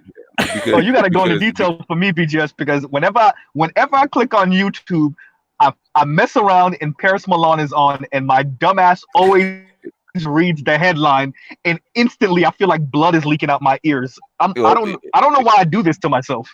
We're winning because they're crying. Facts. They're crying. We're winning. Yeah. Hey, BGS, my cousin told me that he lived in California. He said it's some crew going around wearing hazmat suits, pretending to be testing for corona and like robbing people blind. I haven't heard that one. Oh man, I haven't heard that. He was telling me about that. I'm not surprised. I'm not surprised. We're robbing elderly people. I don't know who they robbing, but they I think it's like 4 guys. But they got I don't know where they got these. They probably got these white suits off of Amazon. They got the white suits and the mask and they go into people's houses, and then once they get in there, tie them up and rob them. Oh, okay. Sound like something. I know what is happening. The Chinese Americans, the Chinese community, they catching that L right now. Oh, hard. Oh yeah. Big time. Oh yeah. They are getting that wake up call. Gone are the days when they thought they were the model minority. The ones who gave them that title are turning on them or have. Exactly. Man, we had to take that L with this stupid ass Ebola, and we ain't had shit to do with that. I know y'all remember that nonsense. We still get it sometimes. Well, guess what? That's what's happening with them now. That's what's happening with them now with this virus, because guess what? They're not just going to have it. They're just not going to target the Chinese. They're going to throw in the Filipinos, East Asians, the Vietnamese, the Koreans, everybody over in Asia. Oh yeah. Well, everybody's connected to that continent. Well, I told y'all about how there's like, I live by the airport too. Not by the airport, but there's an airport in this area. So the airport, they got this I don't know if it's like a Japanese airline or a Korean airline. And they go to this Target by the mall. I live by the mall. So they go to this Target, and like a big, the charter bus usually brings them by on a weekly basis or whatever days they come, and allows them to go in the Target to buy like whatever stuff that they need. And so there's one time I was there, like this was like maybe like last week, they had the bus had pulled up, the charter bus, and they got out and they went inside the Target. And then they came out, they was all wearing a mask too. Asians love to wear masks for some reason. They just make it worse. So they come in there wearing these masks. Everybody all scared because they Asians with we like talking like 30 Asians with masks on. They walk in the store. They already got a bad reputation all looking already. and running around scared they got from a bad reputation already, man. That's why they're wearing the mask. And then once somebody says, you should go back to your country. Like, it's crazy because it's all white people there too. And somebody says, you should go back to your country. And just people start screaming. And then next they ran out of the store, ran on the bus, and oh shit. I know they were in their feelings. And see, they walk around like that back in China and Japan, like constantly. I've watched. Oh yeah, they do. Has anybody also, what's good, Joe? Joe just documentary about Asians in hip hop, right? And I remember watching that documentary and reading through the comments,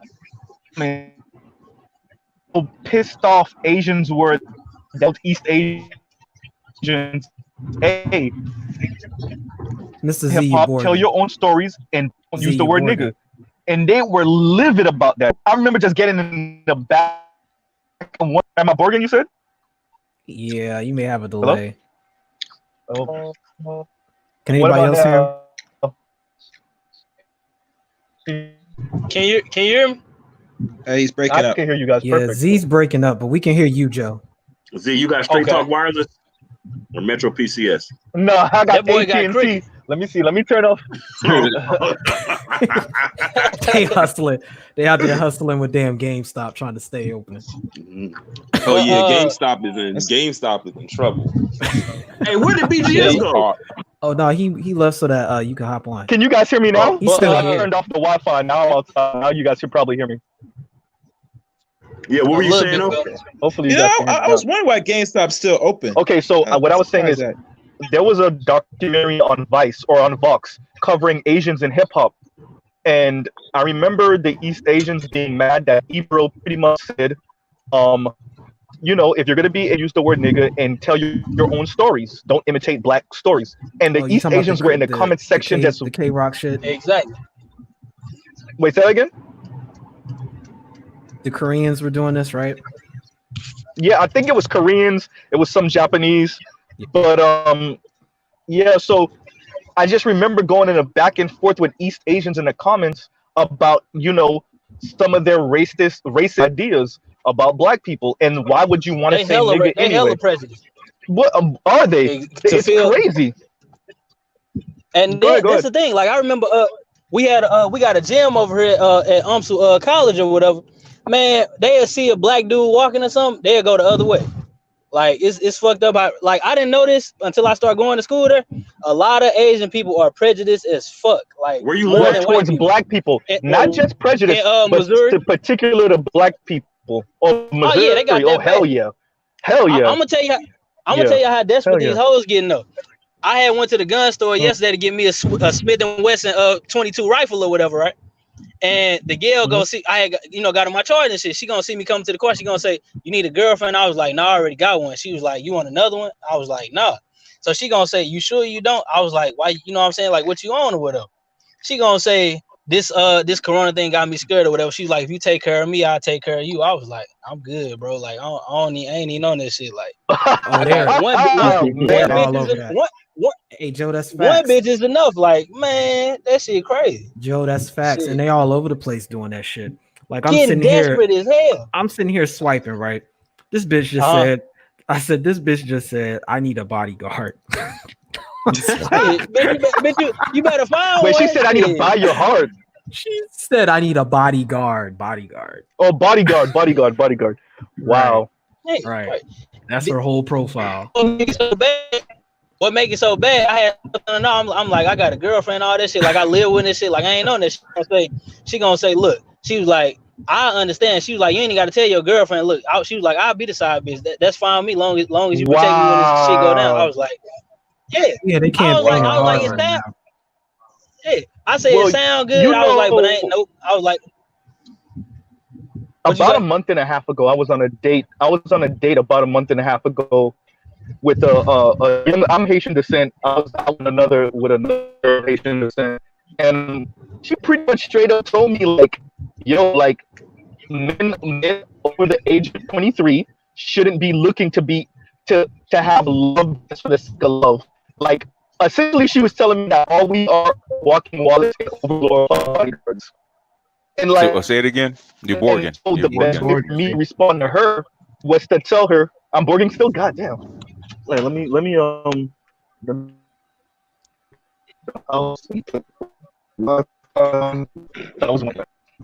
you gotta do something about that cricket wireless internet, nigga. The Borging's coming. No, Mr. Z, you gotta pause that Pornhub video in the background.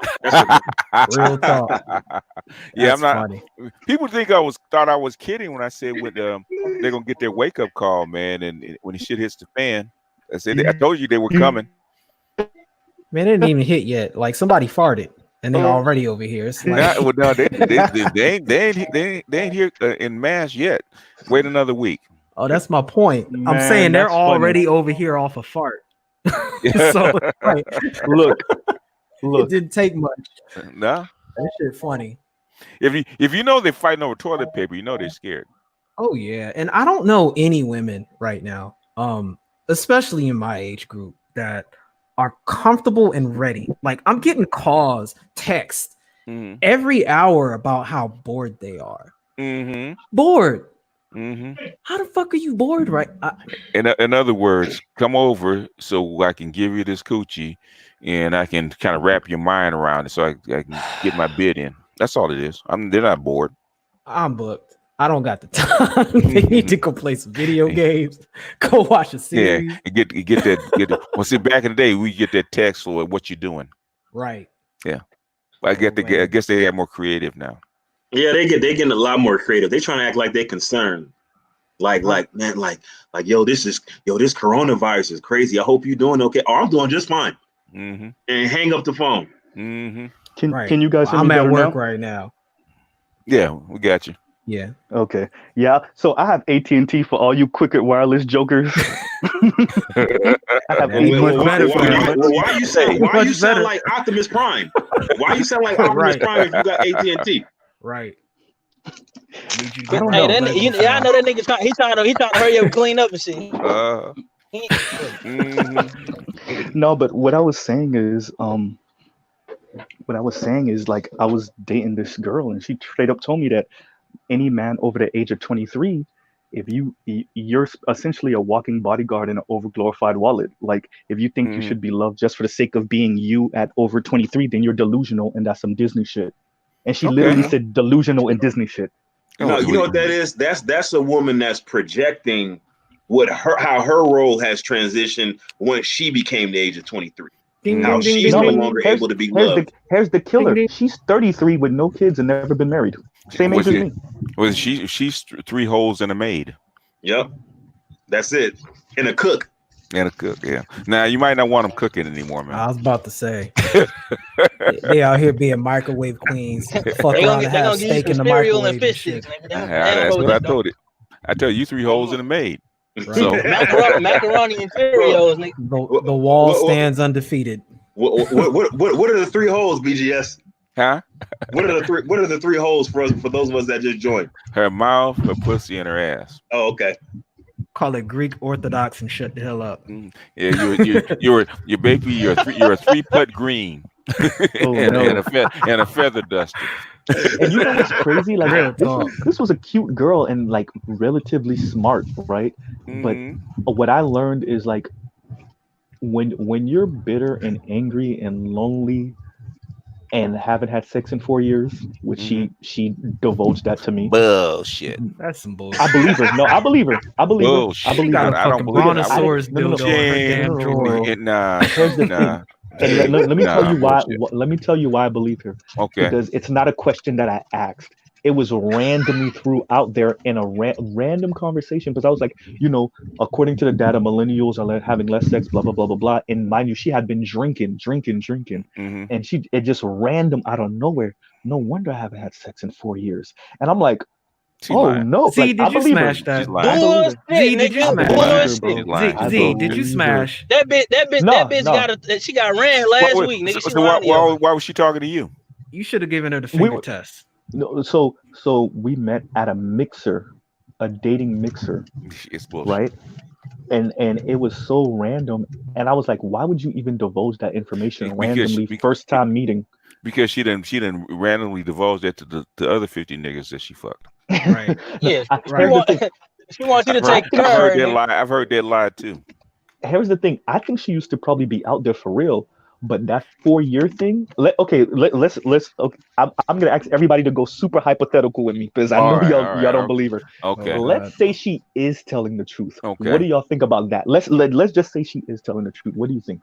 Why she got a disease, nigga? Why she go celibate? I don't think it's celibate. I think what we're dealing with, right? Like, entertain me with this a little bit. I think what we're dealing with right now with millennials, especially millennials. No. What is she rated at? I don't buy the social awkward card. What is she rated at? No, I don't think she's not socially awkward. Well, she ain't socially awkward. She talking shit. She's drinking. Okay. What does she look like? I would say out of a 1 to 10, a solid 7.5. She this bullshit. Somebody breaking her back. Is she fat? No, she's a 7. She was a teeny bit chunky. I wouldn't even call it fat. Just okay. You said chunky. What's her hip to waist ratio? Do she got that Coke bottle shape? Big to big. Not really. So is she shaped like a she's not a 7? She's not a 7 then. She wasn't heavy set though. I don't know how to. She's not a 7. She's not a 7. She's a 5. She's definitely a 5. Because you over here skipping on terms. You know her body look like that. No, she got huge ass titties.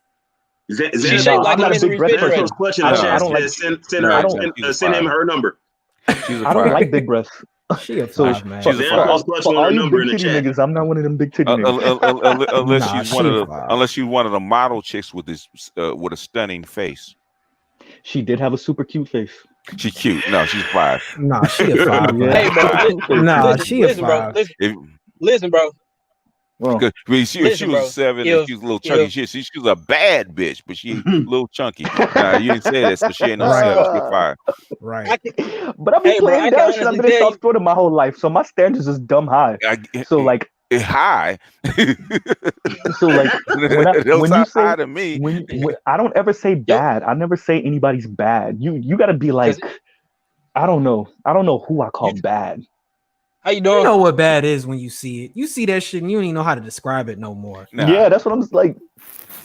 But see, either way, I'm gonna tell so y'all what it is.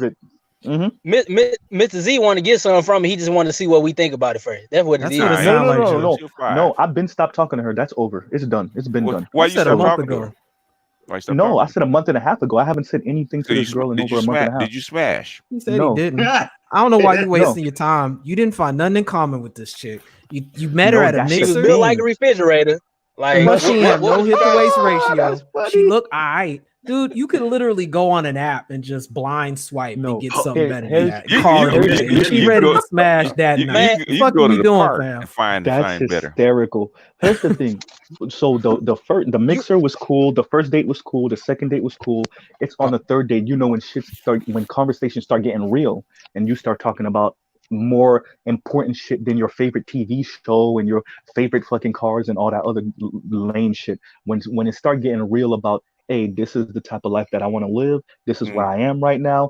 That's when it started going left, because this is a person that her dad is well-to-do in the Haitian community, and so her ideas of what a man should be and what he should have, I'm not there. And I told her clearly, like, hey, I'm a working class young man. Like, I'm a working class man. So you were prospecting this chick. You were prospecting. That's something I can't stand, bro. What? That's something I can't stand. How a woman want you to meet all these standards and expectations and she ain't meet none of the shit she wants from you? Her daddy's rich. Yeah, her dad. Well, he makes about 300 a year. 250, 300.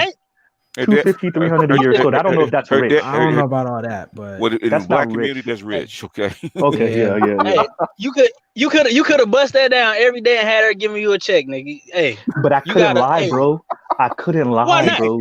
Why not? What she was asking was for me to pretty much give her that ultimate fake promise of, so I'm gonna go back to school and I'm gonna go. And I would have been like, hold on, Mr. Z. Hell yeah, Mr. Z. Mr. Z. You might as well just get you an actual import from Haiti and just bypass all this nonsense, and then that way you could pick and choose one that's not kind of cute with a kind of chubby. She was a come up. That's what it was. Daddy rich. Yeah. Dad. He's he was prospecting, man. Okay. Yeah. I know a chick right now that I'm dealing with. Mm-hmm. Her dad really is rich. Mm-hmm. Like I've been to her parents' place. They have a place that overlooks the Puget Sound. It's in like you get in the elevator, and when to go to their apartment, you have to press the PH button. Mm-hmm. So it's not an actual floor number; it just says PH for penthouse. You go inside. Mm-hmm. Their penthouse is probably bigger than my entire fourplex.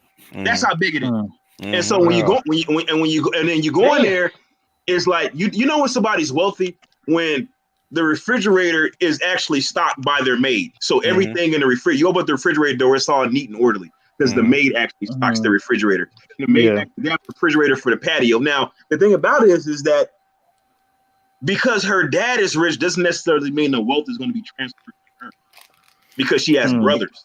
So the wealth may go to her brothers before it goes to her.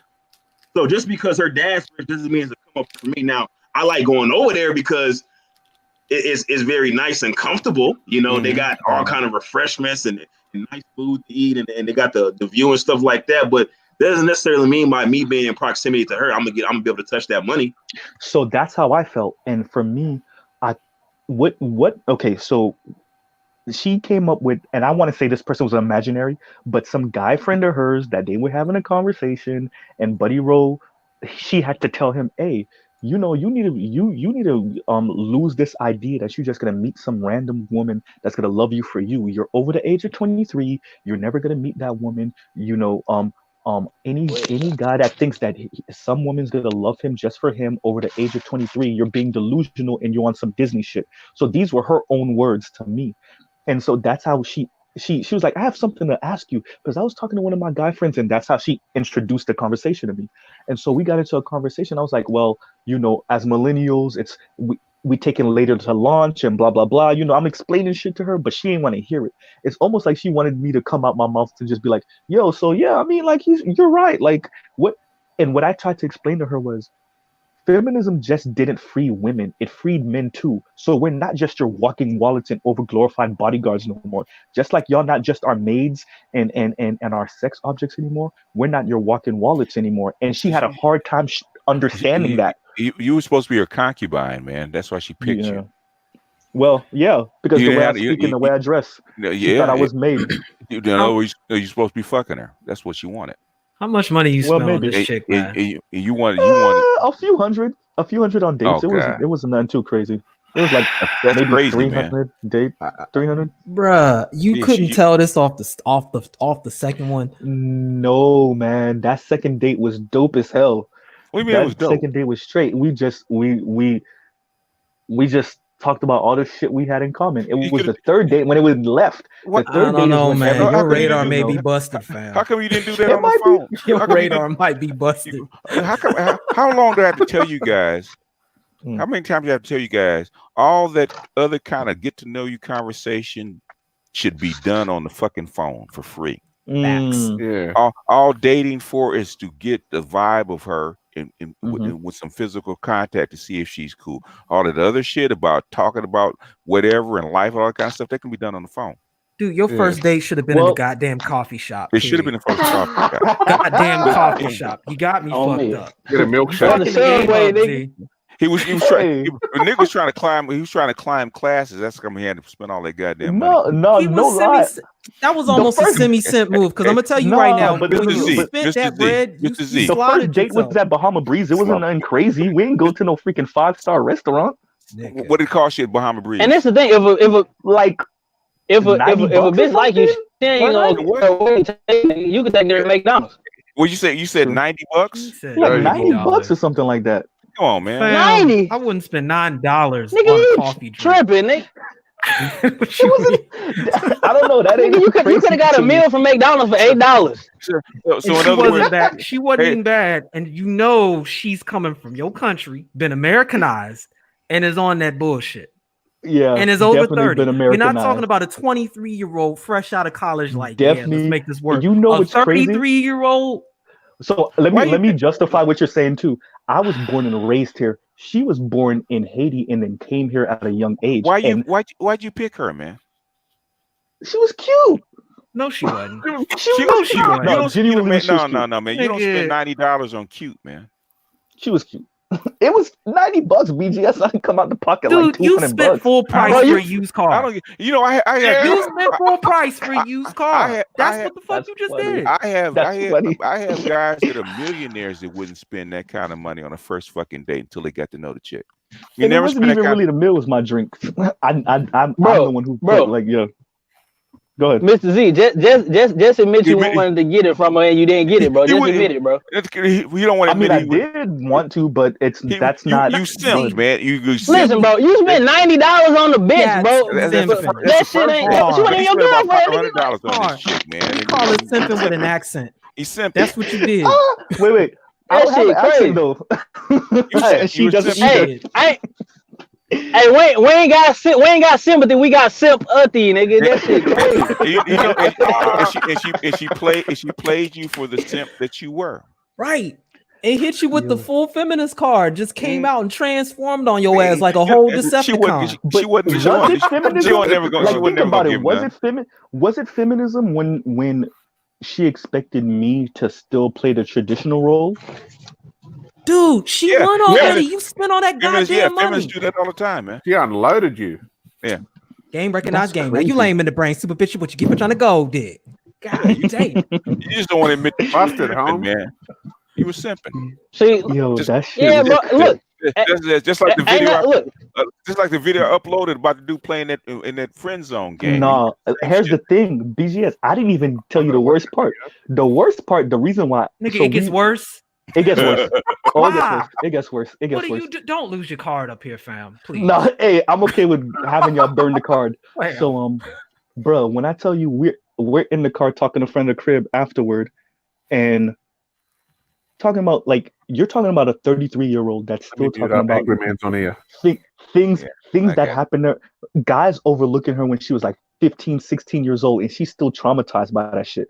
Like all the shit that we talk about, all the shit that BGS covers, we're talking about a 33-year-old that's still pissed that when she was 16, 17, the niggas that she liked was looking at the other chicks. The thing is, how old were you at the time?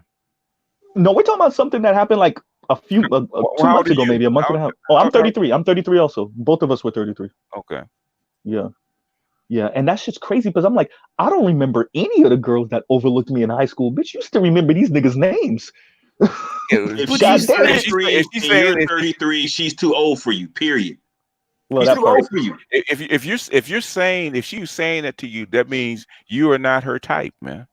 That's just crazy. And but she's the one who asked for my number. Huh? Dude, she's the one who asked for my number. How much money on this broad? You're Mark, man. On 3 dates. 3 dates. You got no cheeks. Temperature. He's like about 300. Dude, you got no cheeks. And that should have been automatic. I wouldn't have even taken that bitch to the goddamn coffee store without smashing first. Are you serious right now? First date at your house, man. Make dinner at your house. Hey, you know what? Go ahead. Yeah. You know what's funny though? Spend the money at your house, man. One time.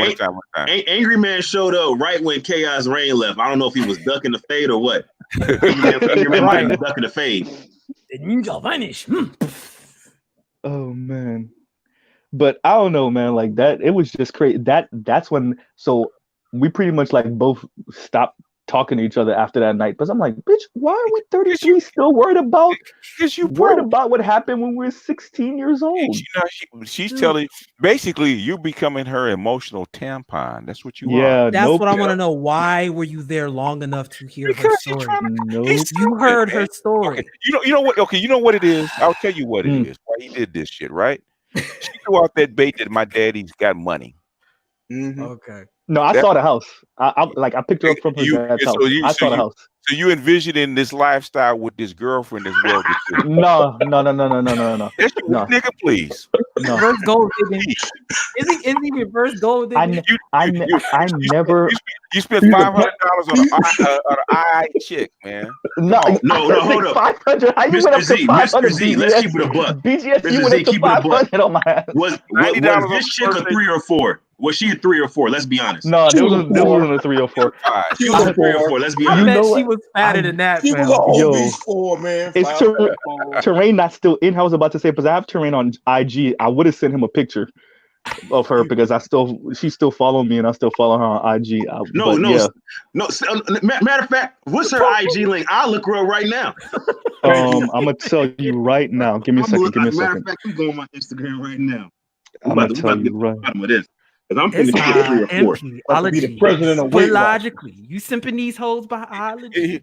Obviously, she threw out these fat bitches. She showed in the house, and he walked right into it. He's supposed to spend money trying to get in. Okay, you ready? Yeah, I'm ready right now. Okay, MAH_YI_T3H. You want me to say that again? MAH_YI. Oh, 3. Here you go, right here. Multi. Let me see what she's at. Is this her right here? Kerry Washington. Swear to God. Was she 5'6"? What is she? She could probably be like a 5. She's about a 5. I thought she was a 3. She ain't a 3. I told y'all she was in a 3. You said she was a 7 at first. Picture, though, man. You said she was a 7. Yo.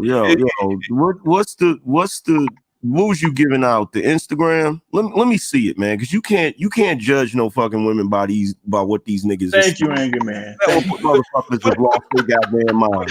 Photoshop and everything. I just heard a nigga say that if a chick was a BBW, but she got a cute face, No. she a 5. Y'all niggas is crazy. Thank you. Lost She's y'all. a 4 on a good day. I said unless she has like a model face. And he said, well, she cute. If she's got a pretty face, the only way she could be a 5 with a pretty face is if she got a body shaped like the fucking penguin, my nigga. That's the only way she could be a fucking 5. Because look, what he just described, there are women out here that are far worse than that. So what would they be? Negative something? No, they'd be 4s, 3s, and 4s. Hey, they would have to be worse than that. Because I got her pulled up right now. Do I need the screen share? Well, she's definitely not a 7. Do I need the screen share? No, don't do the screen share. Don't do. Don't blow her up like that. Don't do that. Okay, because I got her. She's like maybe a 5. Type it in the back chat. Is that the link in the thing? I think it is, fam. Yeah, that's it right there. That's the link in the chat room. That's the link. Yeah, her okay, face she ain't not that cute, bro. It's not. Her face ain't that cute, bro. You said she was cute. Nah, he tried to say that. Yeah, she's not. Well, yeah, she's average. She's average. Yeah, she's average. Yeah. Okay. Yeah. Now, Mr. Z, tell Angry Man what you did. So she's a 5. Tell Angry Man what you did. 5, maybe a 6 if she's in shape. Nah, she's a 5. Yeah, 5. She's a 5. She's super regular, and then on top of that, she's looking a little rough in a couple of these photos. Okay, I'm back. I can hear you guys now. What do y'all think? Now I'm back. Z, explain to Angry Man what you did with this 5, please. This is not a chick that you spend $300 on. You don't take this chick to Bahama Breeze. You don't sit in the car Rocco's talking Tacos, about Bahamas Breeze, and wait a minute, you spent $300 on one date? No, hell no. Whoa, like 3-4 dates. Well, the mixer, then the 3 dates. Yeah, bro, the mixer and the 3 dates. I spent that on my girl on her anniversary. Come on, I've been with her for years. Okay, so you went to a mixer and you went to 3 dates, and in total you spent $300. About. Okay. When did you smash? I didn't. He didn't, Angry Man. He didn't. And look, he heard the whole story, the whole sob story, and she flipped the feminist card on him at the end of the day, and flipped the millennial card on him. Wait, back up. All right. Card. What you mean? Z, tell him, Z. Tell him, Z. What happens? What happened, Mr. Z? No, what didn't happen? Right. What didn't happen? What? See, I came in here wanting to defend you, bro. Now you got me looking crazy. What did he do? What? That's why we had this conversation, Angry Man. We tried to My bad, Angry Man, to He disappoint you. needed intervention. Yeah, we tried to No. Angry Man, no. Here's the first thing he did. The first thing he did was he said that she was a 7.5. Thank you. Right. That was the first problem. No, she was a Strike 4. 1. That's not a 7.5. So it went down to a 4. We was fighting for a 5. Yeah. We was fighting to bring it up to 5. Y'all being nice. Talking that she was a 5. Y'all being merciful giving her a 5. That's a 4. So look, Angry Man, look, we not mad at you. I understand. Because Angry Man, the first question I asked was, what was the hip to race ratio? You know what I'm saying? Do she got a little shape to her? Because we understand, a lot of chicks, especially black women, they got that little build. They could be cute in the face, and you got you something to grab on, get that leverage on when you clapping them cheeks. But he didn't smash. He didn't smash. He spent more and more money after 3 dates. And he was complaining about this chick being a prospect potentially that he was eyeballing because the brother Haitian. I was at one point. No, but I'm not adverse to dating anyone though. What is the I want to know what she flipped the feminist card. What was that? What happened? No, she didn't though. I don't think. I wouldn't say she did. I think when the conversation went to her being traumatized about being overlooked when she was like 16, I was like, oh no, we can't do this.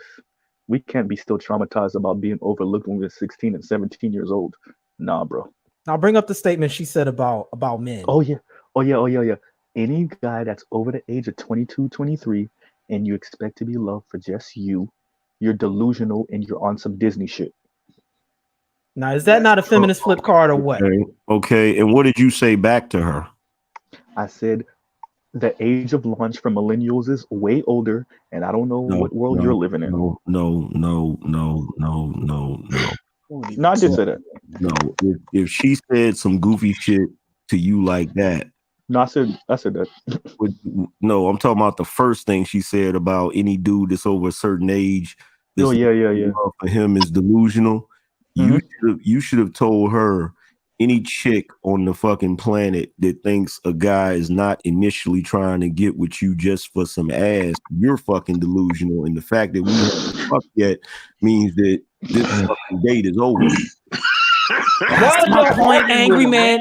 That's the whole thing we were saying. Women on this date, man. Look, I'm just a dumbass baby boomer, but I wouldn't even argue with the woman. Once that shit came out of her mouth, I'm gone. The fuck, man? What's wrong with y'all, man? He lost me at $90 on the first date. He lost me on that. Let me give him the benefit of the doubt. What was the first date you had with her? Was that the mixer? Yeah. How much did you spend? Like maybe we just did drinks. I got a pizza. She paid for some. I maybe spent $45, maybe 50. Wait a minute, you spent $45 and you was just hanging out? Yeah, but remember, this is like so my homegirl is having these mixers for millennials and maybe older Gen Z to just meet up and like, because so for her it's like, hey, millennials ain't fucking, we ain't getting married, we ain't doing none of that stuff as a generation, and so I'm gonna have these mixers where I just bring, I'm gonna advertise it online on IG, on Facebook and shit, and I'm gonna bring us together at Top Golf, and then we'll just meet up and I'll see who connects with who. So this was my first one going. She had like 4 or 5. This was my first one. I went and I met her, and so I came out the pocket a few. You like like $45-$50, but she came out the pocket too. So that's fucking easy. If that was a mixer that your friend was throwing, and it was just a bunch of y'all hanging out, the only fucking money you was supposed to spend was on yourself, nigga. Thank you. You wasn't supposed to buy nobody shit. You buy your own drinks and pay for your own Uber home, and she's talking all that smack. Mingle, like for real. So that smack didn't come out the first at the mixer though. That was literally the last thing.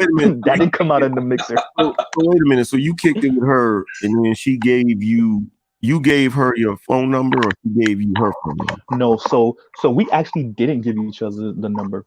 So maybe a day later, my homegirl was like, hey, homegirl wanted to know, she was like, who's the guy that was sitting next to me, because he's cool as hell and blah blah blah. And I was like, oh yeah, I thought she was cute too. I was actually gonna call you because she beat me to the call. I was like, yo, I was actually gonna call you to get her number. And she was like, oh, that's good, because she was feeling you too. And as a matter of fact, she told her, hey, you have some prospects. This is your female friend. This is your female friend that's telling you this. Female friend. So why didn't you close the deal that day? Wait, hold on. Wait. Y'all missing something. Go ahead. See, y'all focus on the wrong thing. You need to be asking yourself, why the fuck is your goddamn homegirl setting you up on a simp mission? Mind you, this chick is rich. I want everybody to remember this. This chick got I don't know if it's rich. Is it rich? I mean, like 300 Haitian rich or American rich? Here's the thing, bro. You got to think, if your homegirl said to you, oh yeah, she said she wanted to talk to you, and she said, see, you got to think what that conversation went like. Ugly girl sit up. Ugly girl sit up. Especially since you was at the mixer buying shit, nigga. You feel me? And then after that, you went. So after that, after y'all linked up, y'all went on a date. How much did you spend on that first date? Like $90, maybe. You spent $90 on the first date. She didn't spend no money. So you went on a second date. And how much you spent on the second date? Like 110. It was Rocco. It was like 100. Like 100. What was this? A week later? This is like $200. Wait a minute. What was this? A week later? Was it? It was maybe. Was it even a full 7 days later? I don't even think it was a full 7 days later. So you went on this date. You went on this first date. You had a good time. You walked into a door. Did you even kick it in her crib, or did she give you the hug at the door and went No. in the crib? So first date we met up at Bahama Breeze. Second date we met up at Rocco's Tacos. Third date I picked her up from her house, from her people's house. Actually, you ain't answer that's my how I got to see the question, house. You still ain't answering my question, bro. You dodged. Like, no, I wasn't trying to dodge it. Did you when at the end of each of those dates? How did the date end? Did you drop her off and leave, or did you get to go? No, we met up. No, that's what I'm telling you. We met up the first date and the second date. It was the third date when I actually picked her up. No, at the end of the date. Wait. So the first 2 dates, you didn't even pick her up from her crib. She met you? Yeah. And you dropped $190, $200. Nigga, look, let me tell you something, my nigga. Let me tell you something. My sister would love to date this dude. How do you even know? Okay, so the first date y'all met, right? Went on a date. Then at the end of the date, you went home, she went home. Went your separate ways. Second date was the same way. Third date, you picked her up at her crib. Did you go in the crib? No. You just pulled up out front and she came out. So I pulled up, and as I'm getting y'all gonna kill me for this shit. So as I'm about to get out the car, I see her running across the damn lawn, and she stops me. She's like, "Hey, I'm not ready yet." I'm like, "Okay, cool. You want me to wait outside? I'm about to come out." I was about to say she had a dude in the house. See, that's why it was the date. After she had money, she went home and gave him the pussy. I've been that dude, What's man. Up? I've been What's that up, dude waiting for her to come back on the date. I'm telling you, she's playing you, man. I'm not finished yet. Go ahead. Let Z finish. Sorry. Go on. She lives at home with her peoples, with her mom and her dad. Are you sure? Yes. Yeah, did you meet mom? You sure? Okay. Did you meet mom? I'm gonna say this real quick. Before you finish the story, before you finish the story, I'm gonna say this. Yeah. She living with a nigga named Daddy, but that ain't her biological father. Wait a minute. No. Look, hold on, bro. Hey, all jokes aside, like this is the one thing I'm 100 on. And what is so? Here's the crazy part, right? My dad knows her dad. So I was telling my dad this story later on, and he was like, "Who? Such and such, his daughter? Yeah, he came from Haiti. He didn't have nothing." And I was like, "So in other words, she wouldn't even date her own dad because her dad came here in his early 30s." Look, you're focused on the wrong shit, bro. Okay. Let's go back. You're focused on the wrong shit. See, you worried about shit. See, goddamn it, somebody done pissed in the fucking beer, and you're worried about the goddamn pretzels, nigga. Fuck all that shit. Right. Okay? With your full ass mug. First of all, you got a full mug of shit. just sipping hard as a mug. Like, yeah, what I do wrong? Beer tastes funny to the motherfucker, but it's good. Look, shit tangy. Look, bro.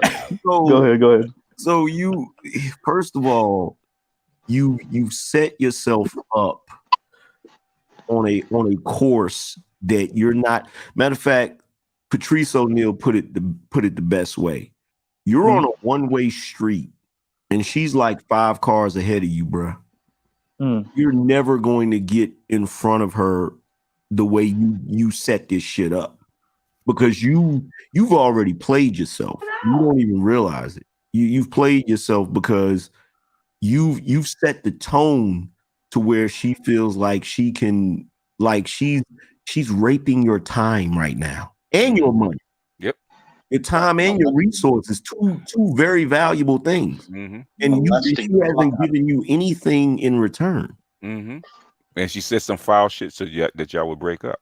Yeah, but she look, bro, this is what you got to realize. There are chicks out here in this world that will be like, you know, and they're the worst kind of chicks. They're not the chicks that's gonna give you the number and then try to give a real go at it. And they're not the chicks that's gonna decline you. They're the chicks that's gonna hook up with you because it's like, shit, I'm not doing nothing on a Friday night. I might as well get a free meal and a fucking movie. And a movie, and then it might Did go somewhere.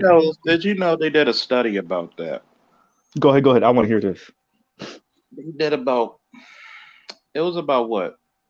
A third of chicks who go out on dates go out only because they just want a free meal or some drink. Yep. Wow. And by the way, what's up, everybody? What's going on? What up, bro? No, we gotta do it right. 1, 2, 3. Whoa! Goddamn cigars. Woo! God damn it. Again. See, this is what you do. And I just want to hear one third. That's I want to hear that statement where she told you again, real quick, so I can really speak on this. The one where any man that's over the age of 22, 23 that's looking for a woman to be in love with him for just him is delusional, and that's on some Disney shit. So essentially, what she was saying was like, go ahead. And was that all she said? Yeah, because what she was. Hold up. This is so the part. The conversation initiated like this. Could I? Let me just give you what you're trying to do is give us your story, man. No, I'm not trying to give you the story. This is the reason why I'm stopping you. I'm gonna have to Joe. Go ahead. I'm gonna have to Joe Friday you. Just the facts. Mm-hmm. See, at that moment, you should have said it should be delusional for a 5 to look for 10 benefits. Charles, you know what I noticed?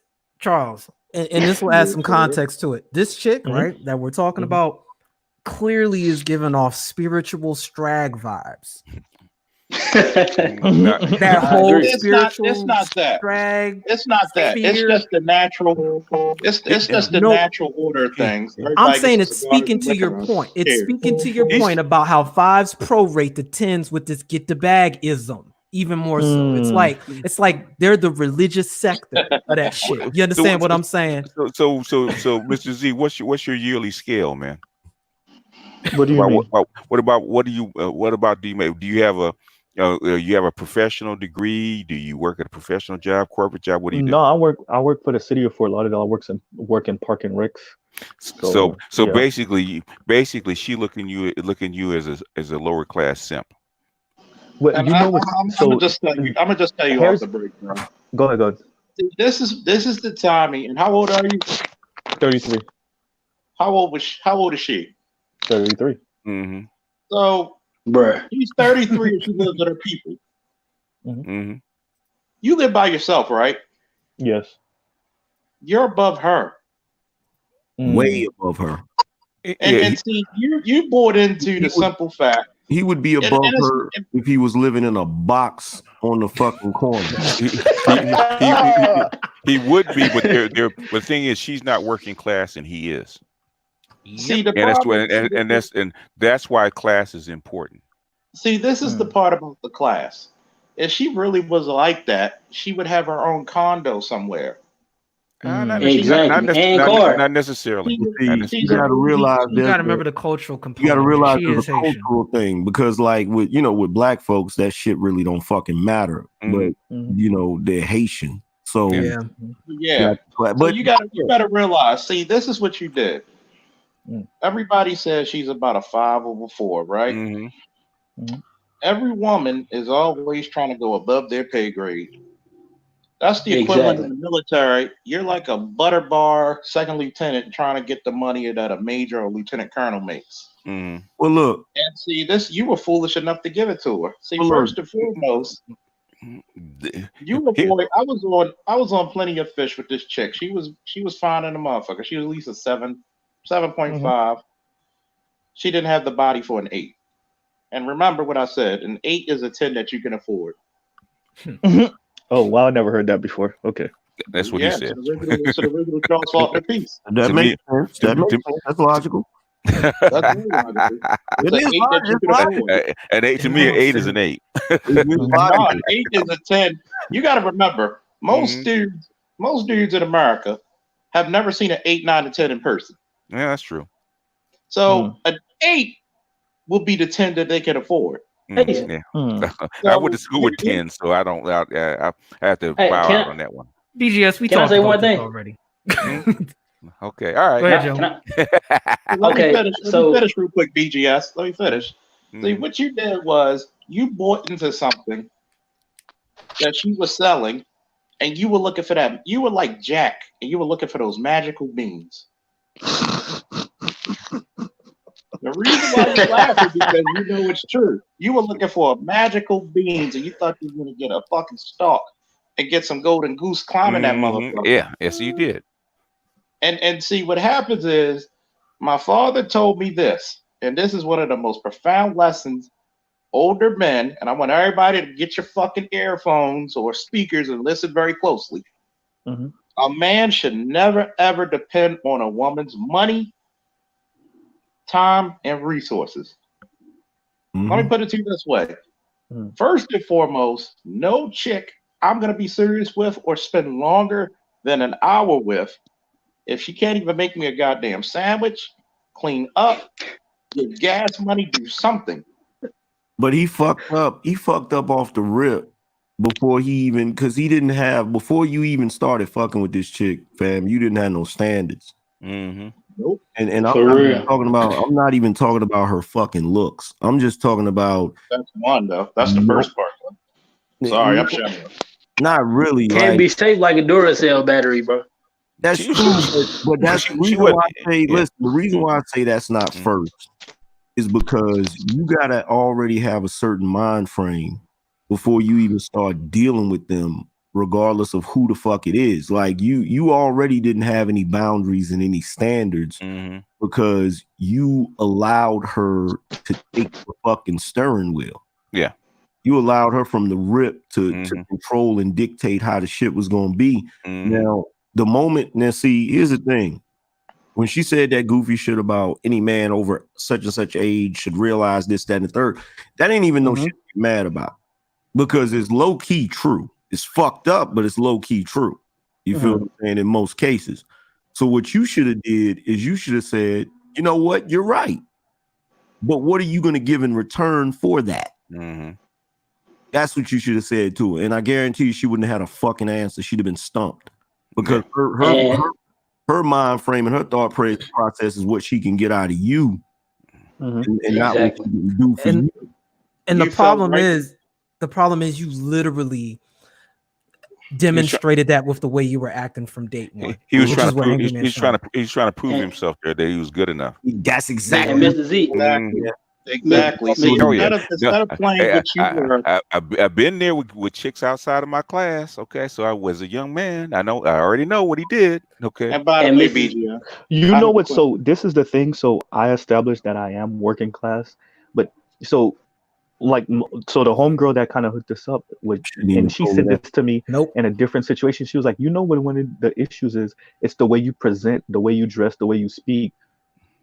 People think that you're a professional, and so that's why you keep on pulling these type of girls, but then it kind of fizzles out after a little while. But this is my your behavior is not congruent because unless say like a Valdez, right? Because if she want to get fucked and she want somebody to be a concubine just to get some dick, okay, she'll pick a Valdez or you pick a dude in a different class. If you're not one of them dudes, if you're not one of those dudes, then it's about relationship, and then class matters.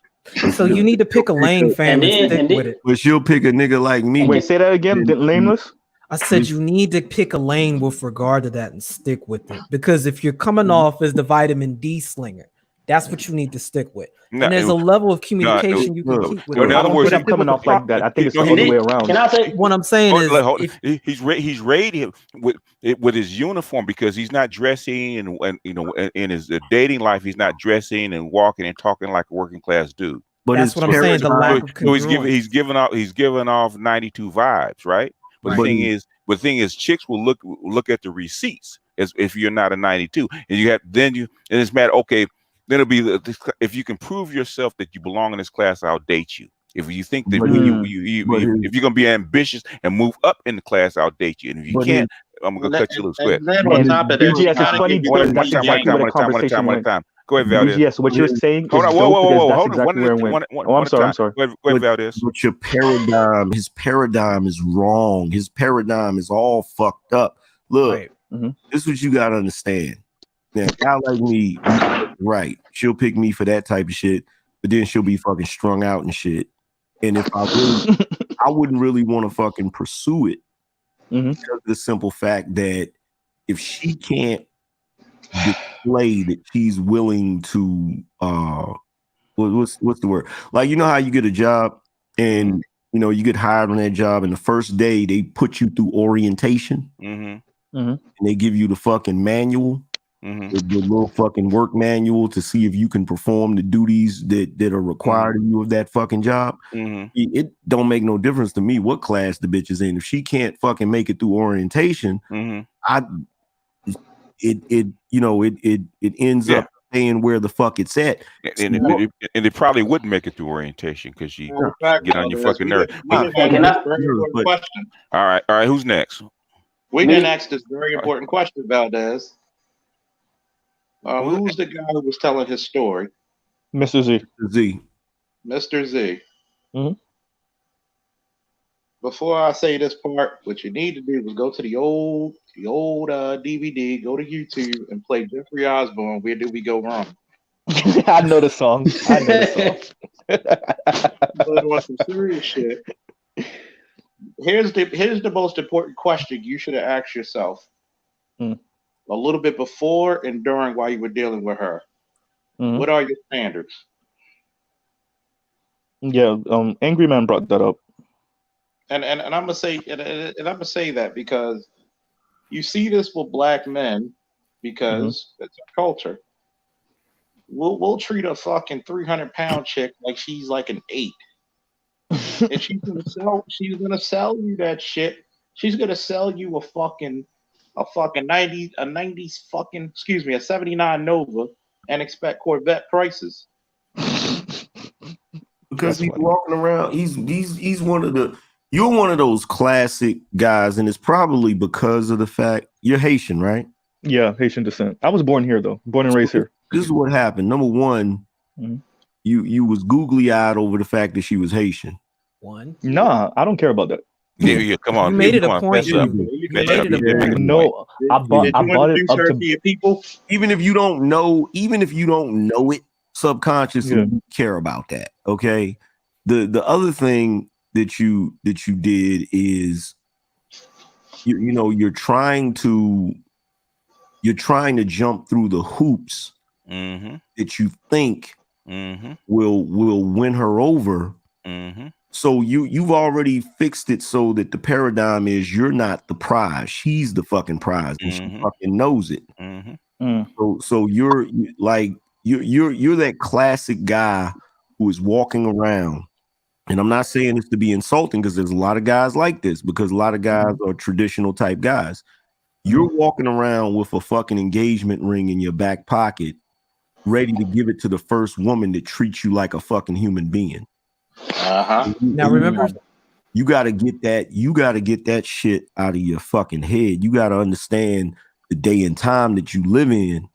And regardless of what traditions you may have or what traditions you got swimming around in your head, you're not dealing with that. It's like she laid it out for you. But most chicks ain't gonna say that shit. She sat there and told you what the fuck it was out of her mouth. You feel what I'm saying? Literally, verbatim. And basically telling him she was basically telling him you didn't qualify for this job. Now remember the first thing she said on the first date, where when she got liquor in the system, and this is what started this whole conversation, if you recall. She said she ain't have sex. She said, that's why I'm bringing it up now. Yeah. She said she hadn't fucked in 4 years. You know why she said that? Wow. You know the reason why she bring her words up. Yeah, go ahead. You know the reason why she told you that shit, bro? To go ahead and preemptively let you know you wasn't getting no pussy. No pussy. That's true. Facts. That's why and that's why I wanted to bring that up to really support what Angry Man was showing you right here. Because she lying. Any chick that gets liquor in her, she ain't went 4 years without fucking. No, so let me BGS, just like I asked y'all, let me ask Angry Man this. Angry Man, let's straight hypothetical. Let's say she was telling the truth about the 4 years. What would you say to that? Straight up, I know you don't believe it, but if it was true, what would you say to that? Bitch is and crazy. Charles, I would like to know what you think about that too. First of all, I want to know what I think about that.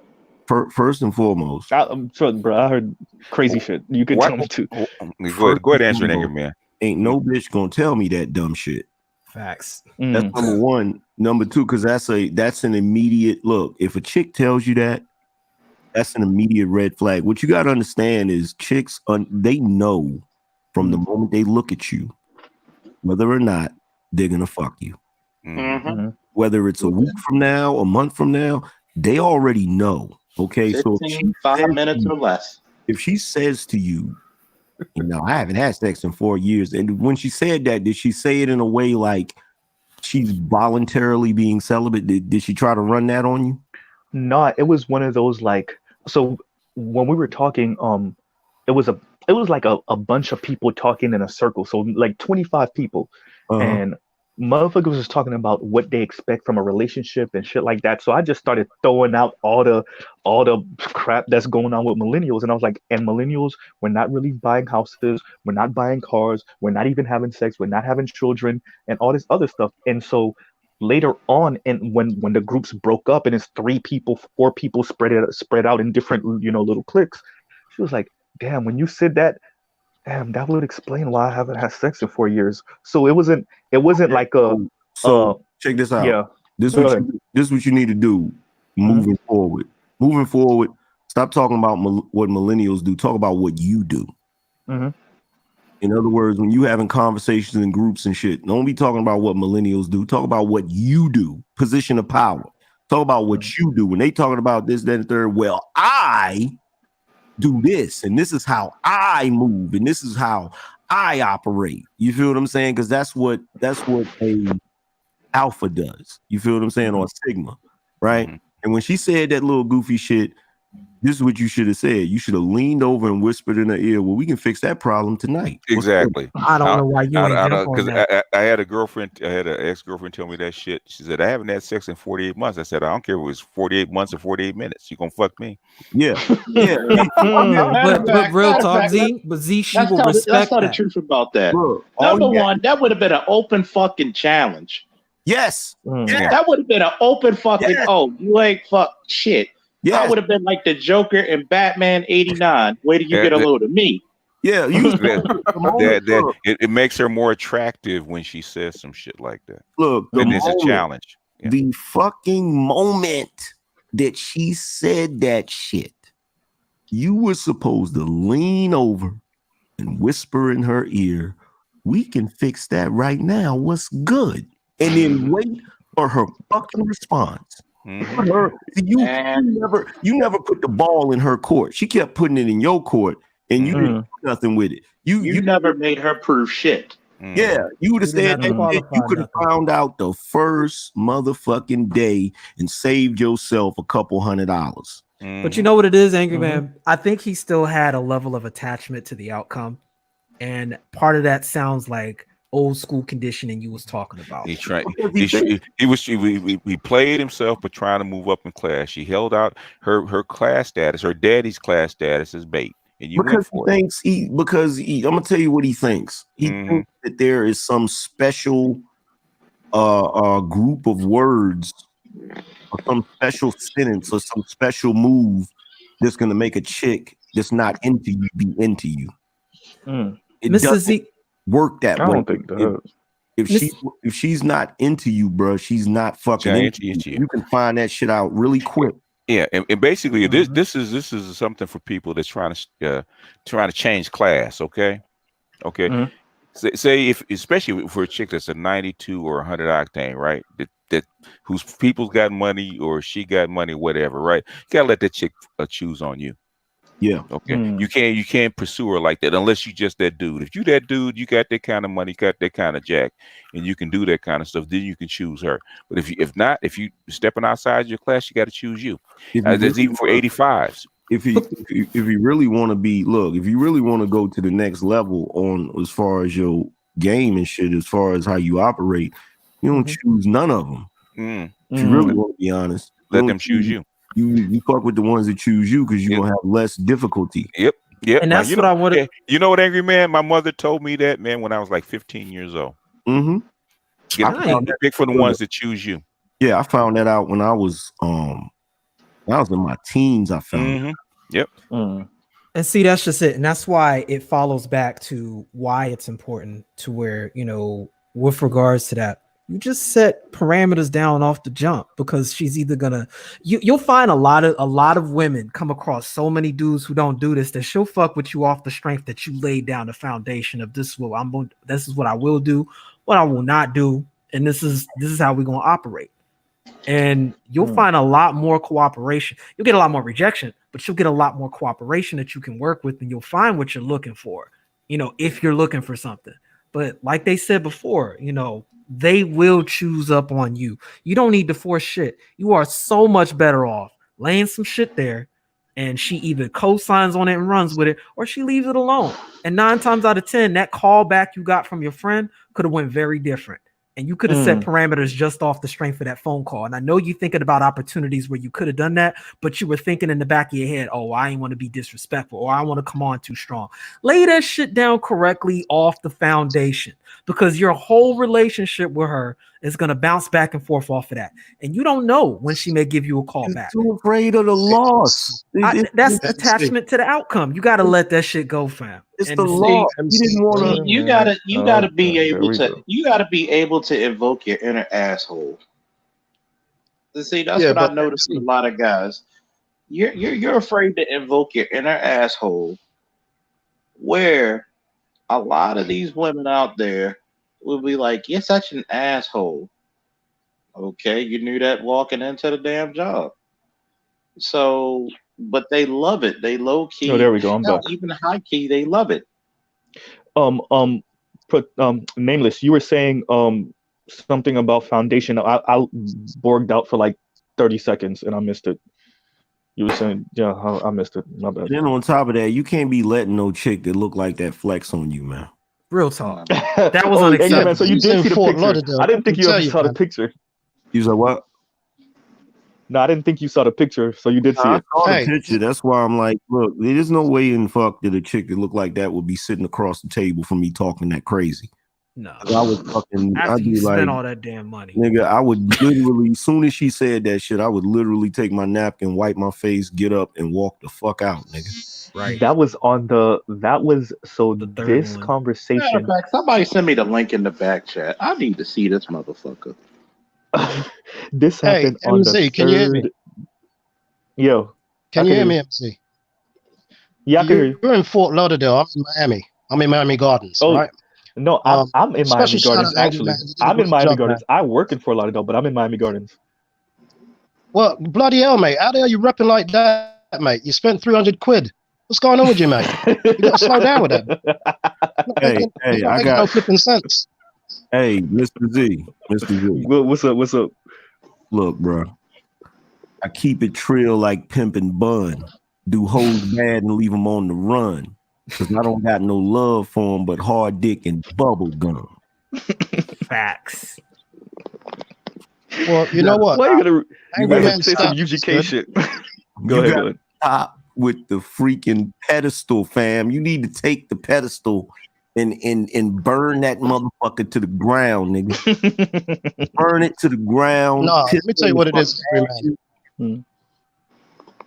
Hey, he's religious. You go to church, don't you?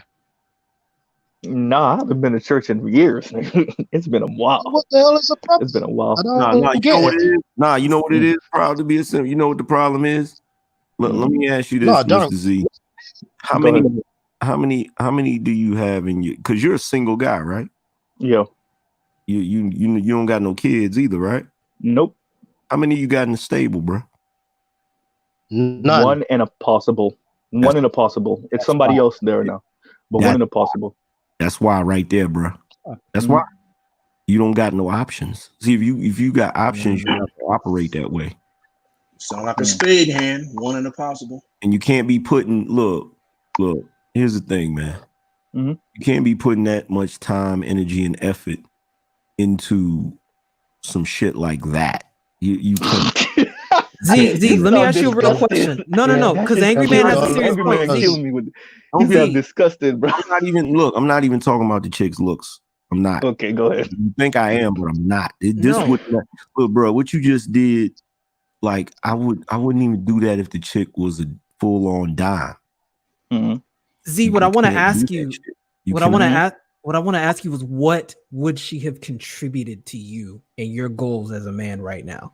Her being 33 years old with that mindset, what does she do to enhance your personal goals? Nothing but her bloody voice. Nothing Exactly. really. So what? In retrospect, I don't know if I was thinking that at the time. It reminded we're talking about like 2 months ago. Z, don't beat yourself up over this. What are the life lessons you've learned from dropping all this money, which you can always get back?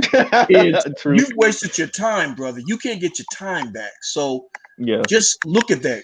You've lost time and energy on this shit. You can always get more cash, but it's just your time. So don't beat yourself up over this, okay? Just don't do it again. No, I don't know. I think for me, the reason why I was annoyed is to hear somebody just because, like I told her, hey, I'm a this is what you do. All right, this is what you do, bro. Go ahead. He said, "Don't beat yourself over it. Beat yourself up over it." Me personally, I think you need to get a fucking electronic prosthetic leg that and put like a Timberland boot on it. Every time you do some shit like this, you need to take that leg, assume a 90-degree angle with your butt facing that leg. Oh no! Thank you, sir. My avatar firmly you in your ass every time you do shit like that. Why? This is shit you don't even realize. This is shit you don't even realize. She said she ain't fucked in 4 years, right? Hey, MC, don't ever tell anybody you're from that. Yeah, I've had a woman tell me that same shit. And she was selling. Hold on. Let Anchorman finish. Go ahead. Shit is whack, Listen, man. the night that you chilled with her during the mixer, she fucked somebody that night. Yep. The night that you went on that date, she fucked somebody that night. Preach. The night you went on the second date, she fucked somebody that night. Because look, if you think for 1 second women don't like to top off their date with some dick, you've lost your fucking mind. Shame. What they'll do? Shame on you, Ed. Shame. Bloody they'll shame. Don't ever go out with you. Anyway, I'm out here, guys. Yeah, they'll go out with you, and then what they'll do is let me ask you this: the whole time y'all was on the date, did she ever pull out her phone and text? Yep, I know she did. Oh no, not the first date, and not second date. Not the first date, not the third date. Which date did she pull out the phone and text? The second date, her phone chimed maybe twice, but and the second date you dropped $110 too. You know what that shit said? Yo, bring me some leftovers. That's the date. That's the date where she fucked somebody. Z, Angry Man is not lying. I've been that dude waiting in the bed for the girl to come back after she done date some Poindexter. Yep. You spend all your money and she come home to a dude that ain't did shit. Come home. You know what I'm saying? I'm telling you, this shit is real. I didn't have no money. I was broke as fuck, man. And the woman came back to me after somebody like you done dropped all that money and got a kiss on the cheek. Come home and complain about your ass. For real? No, not complain. Make jokes. Yeah, right. They be clowning dudes like that. Fam. Come home with don't be that guy. With a fucking doggy bag, laying up in the bed eating chicken wings, talking about you, how you try to get the pussy, how you poured your heart out to her. Yep. And in the back of my mind, I was thinking, damn, what a bitch. I mean, she's just a jump off of me, but she's really fucking this. And this guy was a nice guy. This shit was fucked up, man. I wasn't thinking that shit. You know what this shit was 30 years ago, man. So this is before the internet. The women are still doing that shit, man. I wasn't thinking that shit. Dude, I was thinking you fucking get what you deserve. If you're gonna go out here and operate like a sucker, then you get the results of a sucker. But if you want to stop being a sucker, you gotta stop moving like one. You gotta stop putting yourself in positions to get fucking played, man. That shit is goofy. Like this chick literally told you, and oh my god, you know what I'd have told her? I'd have asked her to reimburse me. Right. I want my damn money, bro. I'm gonna tell you what, bro. I went to go see that Instagram.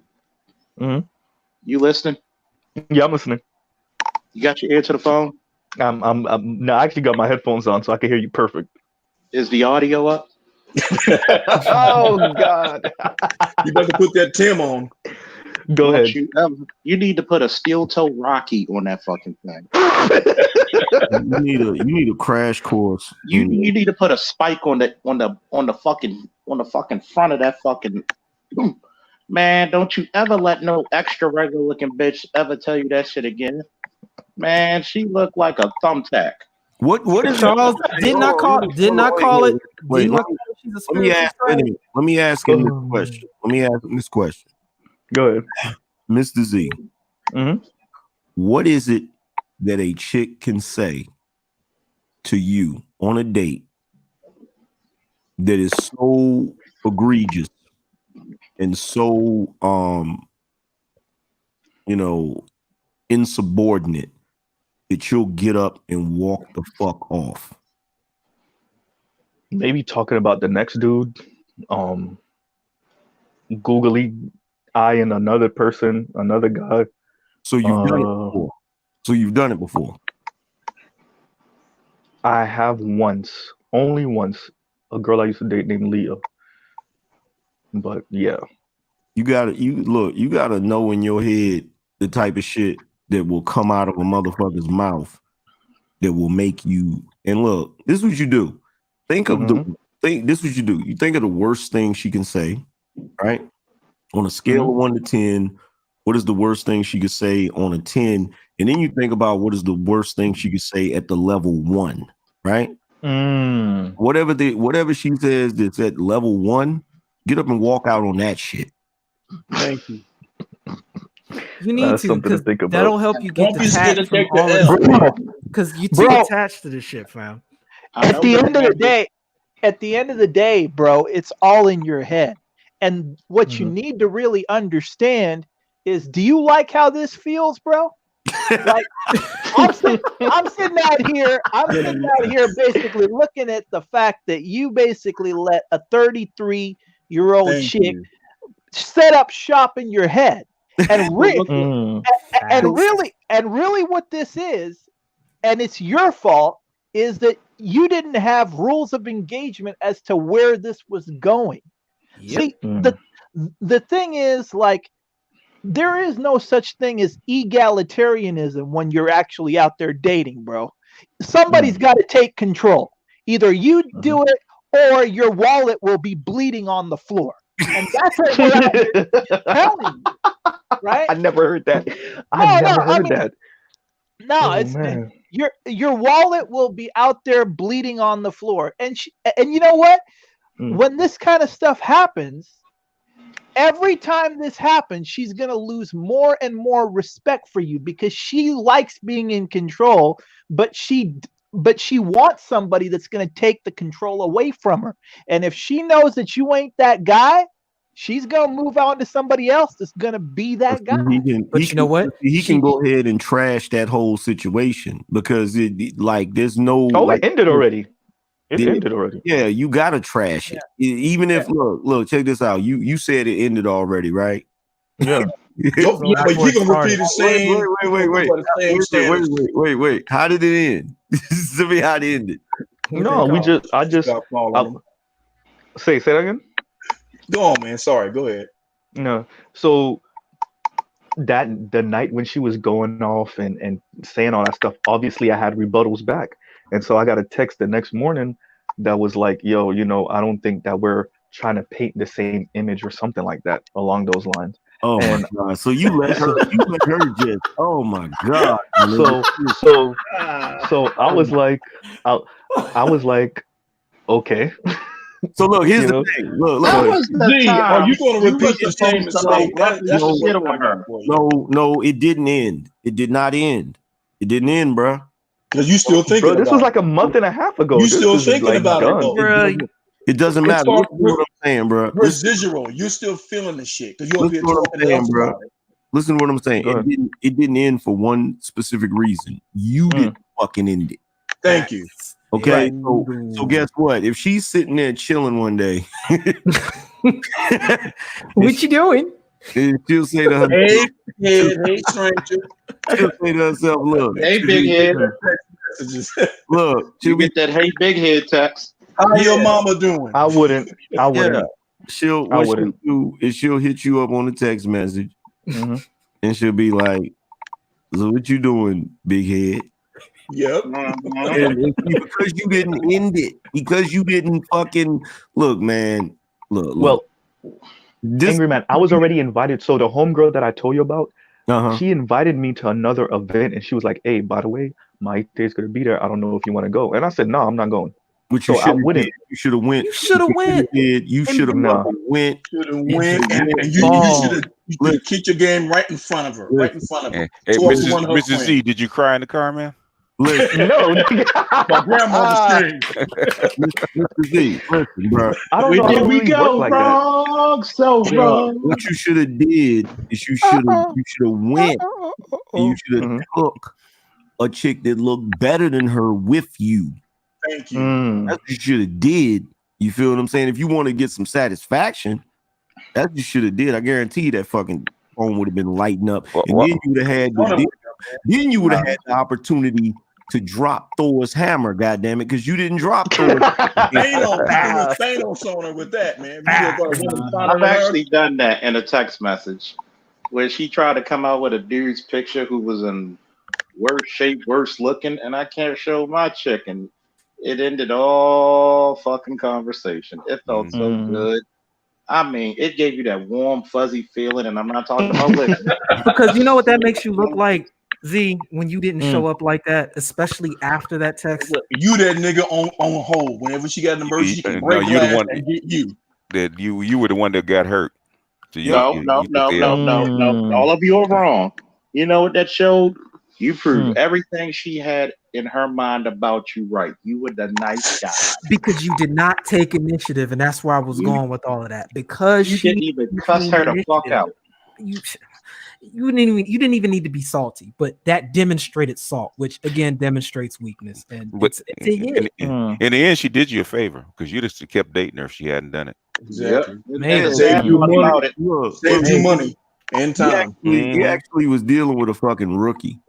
Because she really wanted to, she could have milked your ass for a minute. Oh yeah, she didn't like him never like that though. Yeah, she like, bro, you come on, bro, you can't, bro. You gotta look. You gotta. First of all, you need to lock your wallet up, nigga. You know that old commercial that said, it's just like you know that old commercial that said "Never leave home without it." I'm old school. Other than coffee, a chick should earn her date. Thank you. Yep. If she ain't earned her date, when we going out, you ain't. I ain't talked to you long enough. You ain't earned it. You ain't proved that you're dateable. Every fucking date that I ever went on as a young man, where I spent some money, got it the first night, and didn't get any. Those are the ones I remember, nigga.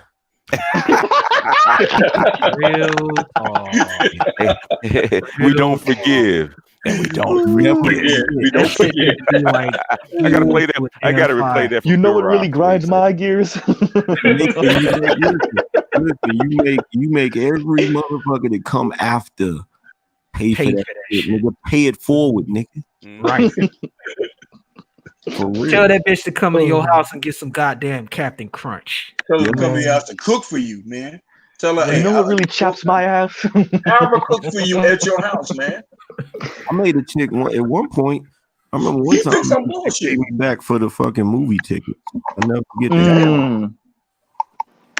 So let me get that.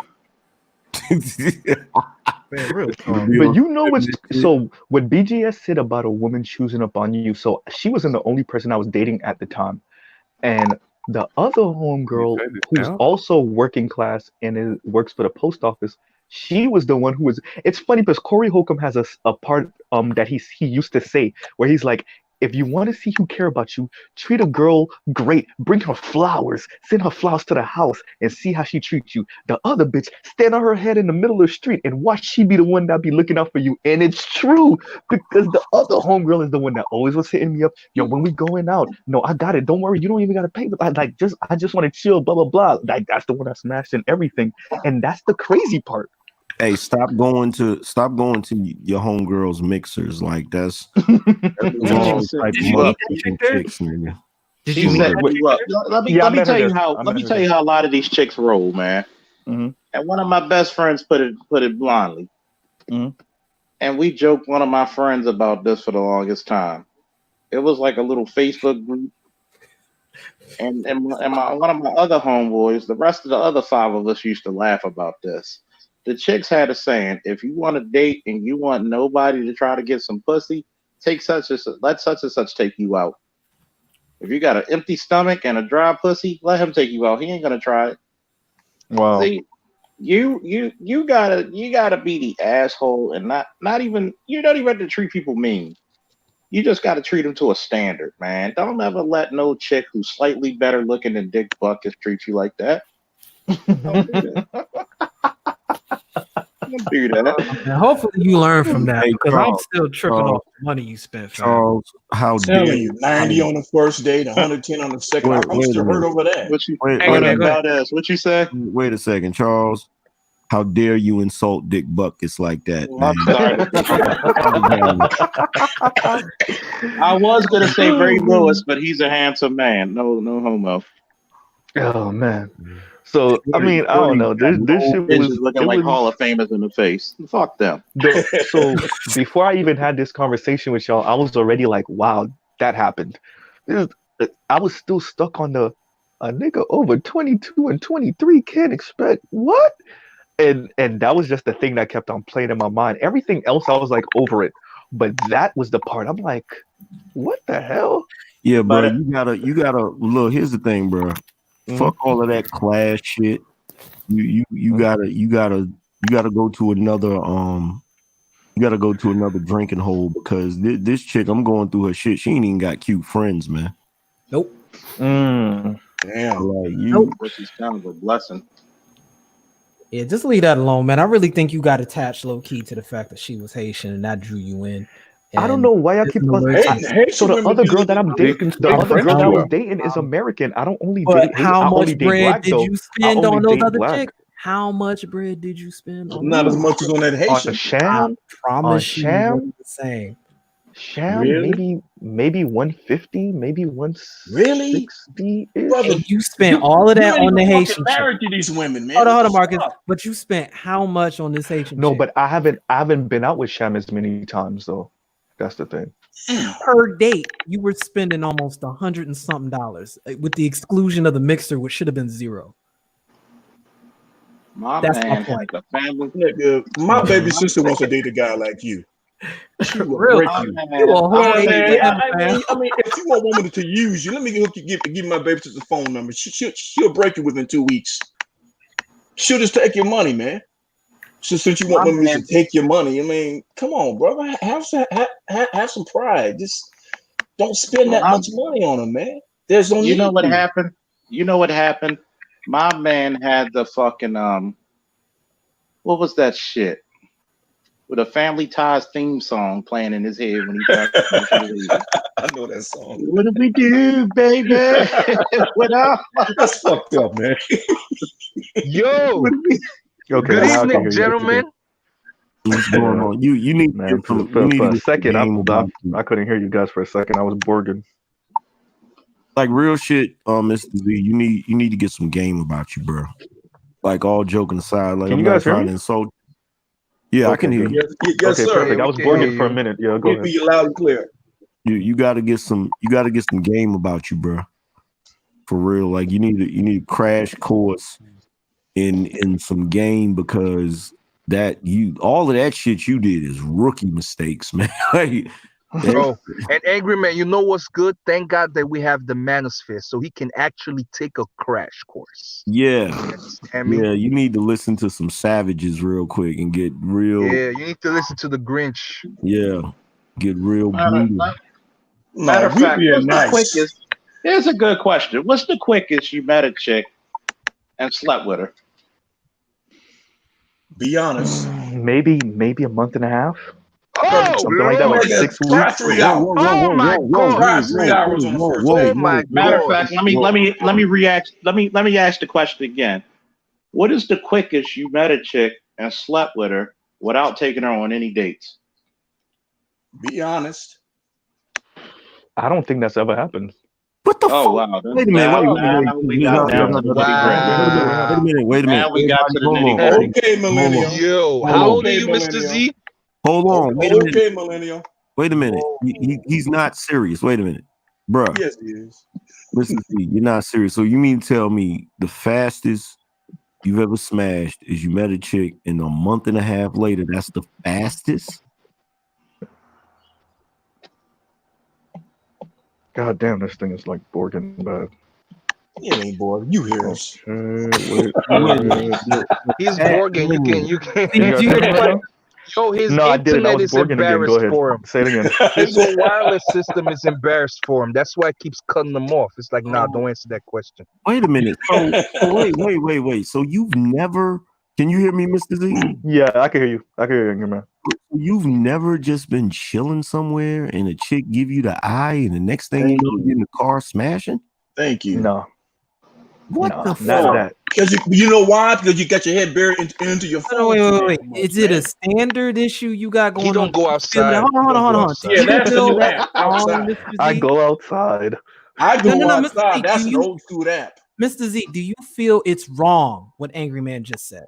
No. Do you have any inhibitions whatsoever that would be outside of your capabilities, Mr. Z? No. With a court of law.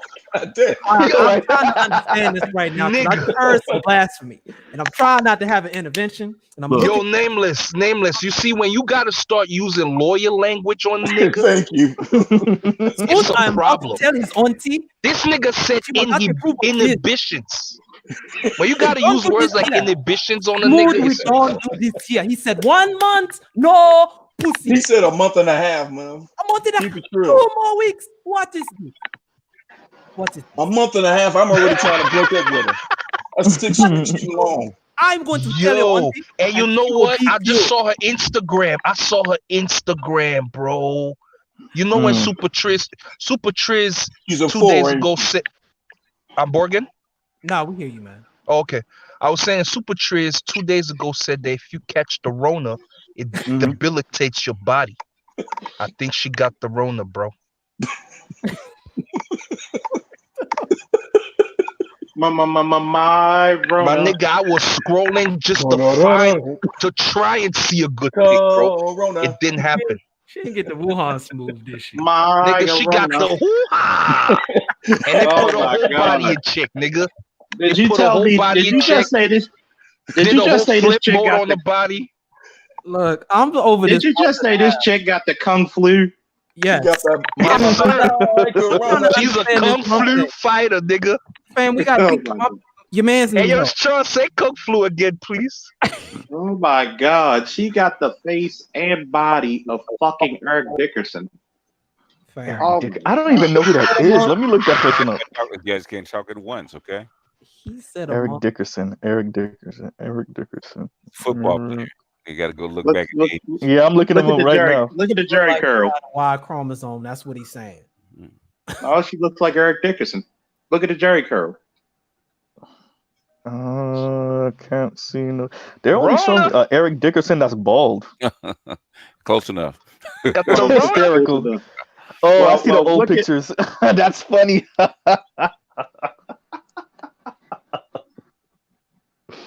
Oh man, that's funny.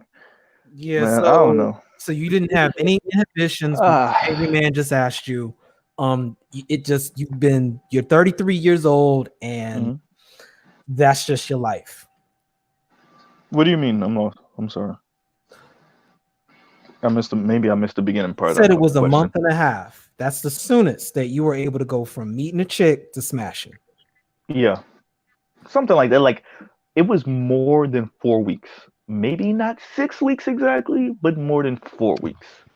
And did she initiate it or did you initiate it when that happened? And how much money did you end up spending in that whole process? So that's the funny part. That might have been the cheapest situation ever. Oh, but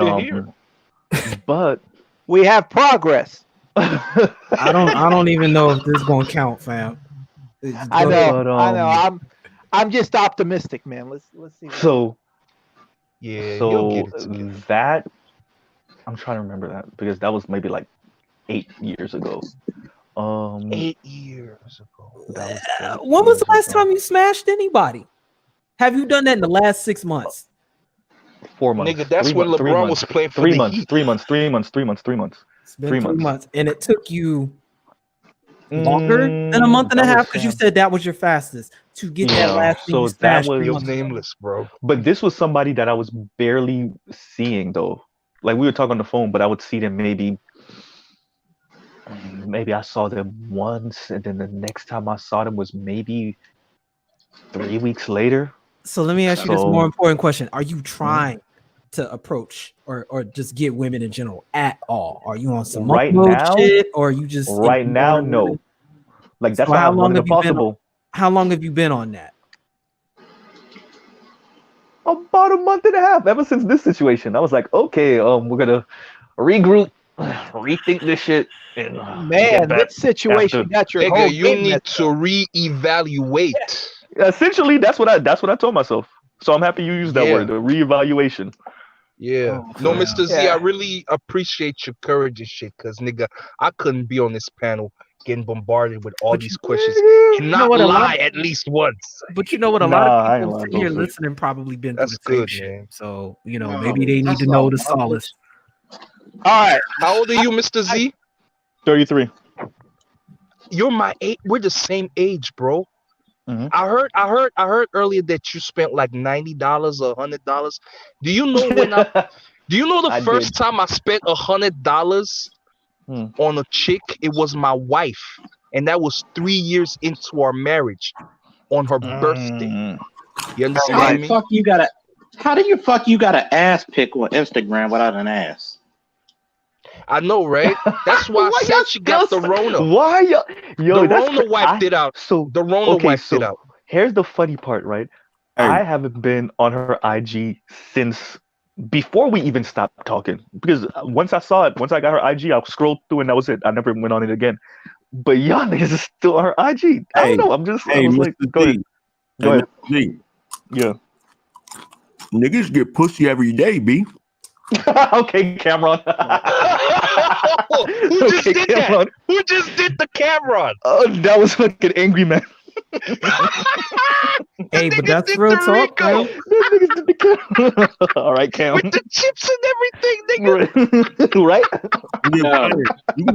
You dealt with you took a chick out on a date who spikes her coffee. Wait. Where's that picture? I'm just saying. Your game is tight, right? Obviously not. Right. Look. Baby. I think we got some work to do. Yeah, you got a lot of work to do, bro. Well, every time you go out on a date and you leave your house, you slick Rick. You look in the mirror and be like, you a one conceited bastard. Man, you don't let nobody tell you you shouldn't look for love. You look for whatever you goddamn please. Nigga, you need to make you a meme. You need to make a meme that you meditate on every day. You know, idea. It's interesting that you brought that up. I think that was Charles. I wasn't looking at the screen, but I kept on getting stuck on that part. I'm like, so let's say this went somewhere, right? It couldn't have gone anywhere because once you say that, you already let me know what type of person you are, what type of woman you are. To come out the gate, this is our third date, and you coming out the gate like that? What? Dude, this shouldn't have been the first date. That's the whole problem. The whole problem is your whole tone on date one opened the gates for that nonsense to manifest itself, and you continue to behave in that behavior. She saw you coming and rode you all the way like a wave, man. And see, this it happened to all of us, but the thing is, we learn from our mistakes. But do you follow any red pill philosophy? Like, are you new to the manosphere? Because I don't think I've seen you before. No. I'm not new. I've been following BGS for years. Maybe BGS. Nigga, what? What about Angry Man or anybody else in the manosphere? I've watched a couple of Angry Man videos, but like sparingly. He ain't watched none of my videos doing that type of movie. Nah. He ain't watched none of your videos. He need to get laced. He need to get laced. So he don't know. He needs the Angry Man standard. He does. The best way to get over some pussy is to get under some pussy. Yeah. How is he going? It's going to take him 3 months. No, it's not. Let me tell you why. Because number one, there's somebody checking him out. It's not on his radar. Charles, you're tripping. And how you gonna get over pussy you never had?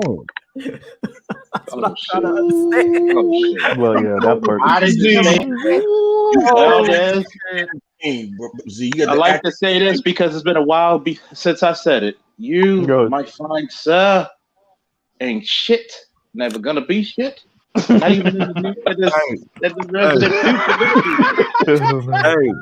Your whole entire space continuum is shit. Hey, a lot of niggas ain't shit, B. Mr. Z, you need to wake up. You need to wake up to a meme every day. I got the perfect one for you. You need to get a picture of AM at the top where he's eating chips saying niggas get pussy a day, B. And then underneath it, you gotta have Cameron saying this nigga spitting. And meditate on that every day. Every day. No, for Cam, it's you wasn't there, right? That's the shit that he be hashtagging.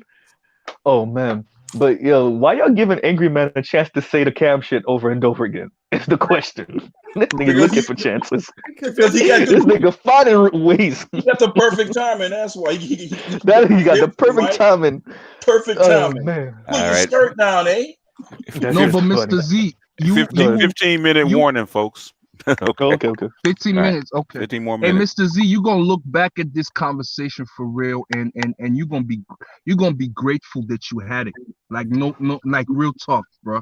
Yeah. I know we're joking and everything, and it's funny, but if you really take time and you reevaluate and reassess, you understand me, and all the other words that start with "re" at the front, you're gonna see that it's a lot of jewels in this stuff, and you're gonna be even more pissed at yourself that you didn't catch those things, bro. Real I mean, talk, I think man. that already happened, but so talking about the conversation, for me, I always feel like these conversations are needed, especially when you feel like you fucked up or something happened, and there's always a person or people to be like, hey, nigga, this is where you went left and you should have kept on going straight, or this is where you should have kept on going straight and you went left, or whatever, so you need to spend this whole quarantine meditating on what you did wrong, man. Facts. Oh, you have to repent. Repent and never sin again. But no, this goes back to agency, man. Because at the end of the day, this just demonstrated that you're not in control of your own sphere like you need to be. And I think you know that. You shouldn't be sitting over here settling for scraps. I mean, look at where you came from and really ask yourself some hard ass questions. What the fuck do you want? Do you know that? What is your program? Can you put a chick to your program so she can be of use to you? And if you can't, you really don't need to be dealing with these chicks in the first place. Just real talk. On some good shit. And I'm gonna tell you from personal experience. There was a time I didn't have a steady girlfriend. I just looked for the rotation. You know what? If you can't get if you can't get all the attributes you get from one chick, till you were ready to settle down, get all the attributes you could get from as many chicks as you can handle. Until you get, because the problem is this. My dad always told me, you don't just deal with a chick that you love the most, you deal with shit you could take the most as well. And a lot of fellas need to be honest with themselves and say, what am I looking for? You can't say that I'm looking for a chick to do this if you've given her all this shit without her having some type of retribution. Do you always need it? No. But at the same time, there must be something given back, because you anything that love gives, lust takes. All she was doing was taking. The only thing she didn't get from you was dick. She got the attention, she got the meals, she got the time, and she went for the dude who wasn't giving her nothing but dick. She's riding high right now off of that shit. She gonna fuck around and come across a nigga like me and get a bubble burst because you didn't swole her fucking head up with that shit.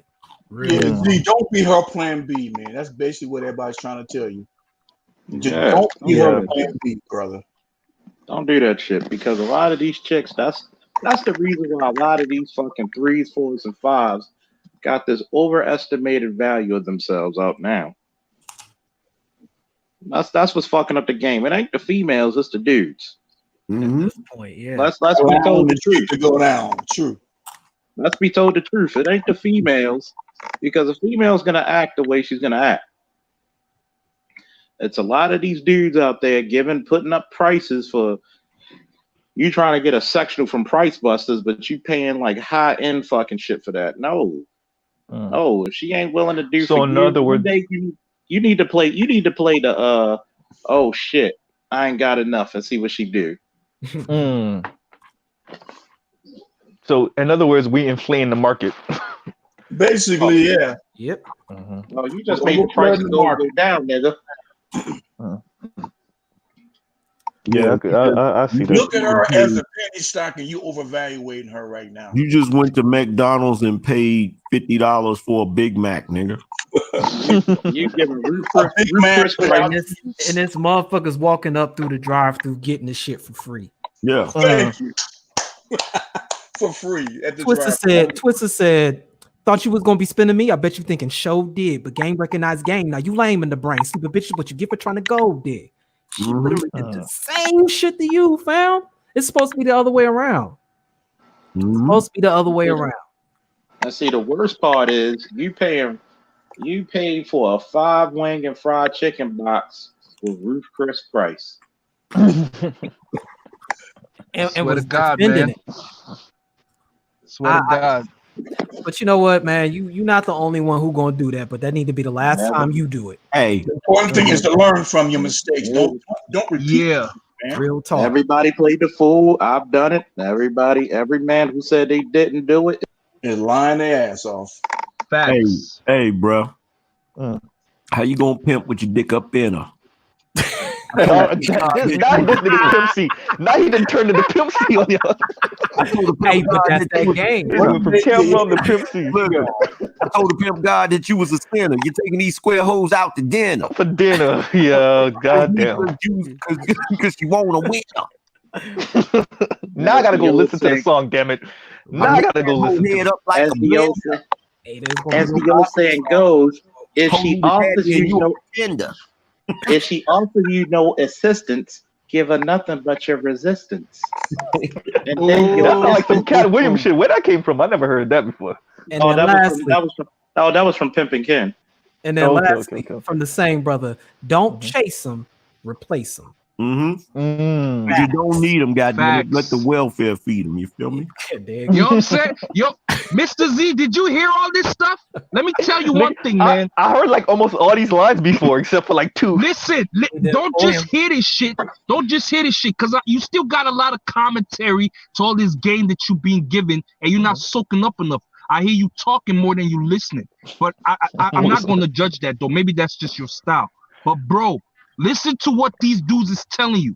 I was just listening to a stream by this brother named Ramil, and a nigga called in a freaking simp pimping, my nigga, trying to tell him about the game, and you gotta love these hoes, and it's not about the money, it's about creating a bond. This is somebody talking about the pimp game, bro. Like don't even for anybody that hasn't listened to it, don't even bother. Don't even do it. Don't do it to yourself. For real. You know what I'm saying? So, Mr. Z, take heed to these words, man, because there's a lot of motherfuckers running around here with some bad advice. Mr. Z, let me tell you something, bro. Go ahead. You make your next move your best move. Goddamn it, show your chess moves. Don't you choose, nigga. You let her choose. You feel me? Right. Yeah, man. Okay. Mr. Z, I wanna talk about your spending habits on these dates. Oh my God. Okay. All right. How much? No, because it's important. It's important, right? Like you gotta think about this stuff like a cheap investment, and I underline cheap But like, how much do you actually end up spending on these dates on average? On average, generally speaking, with women, maybe those were kind of high balls. Maybe 75 is usually my 75 is usually my average. Look. I don't know how often I go under 75. Hey, Mr. He's a G. trick.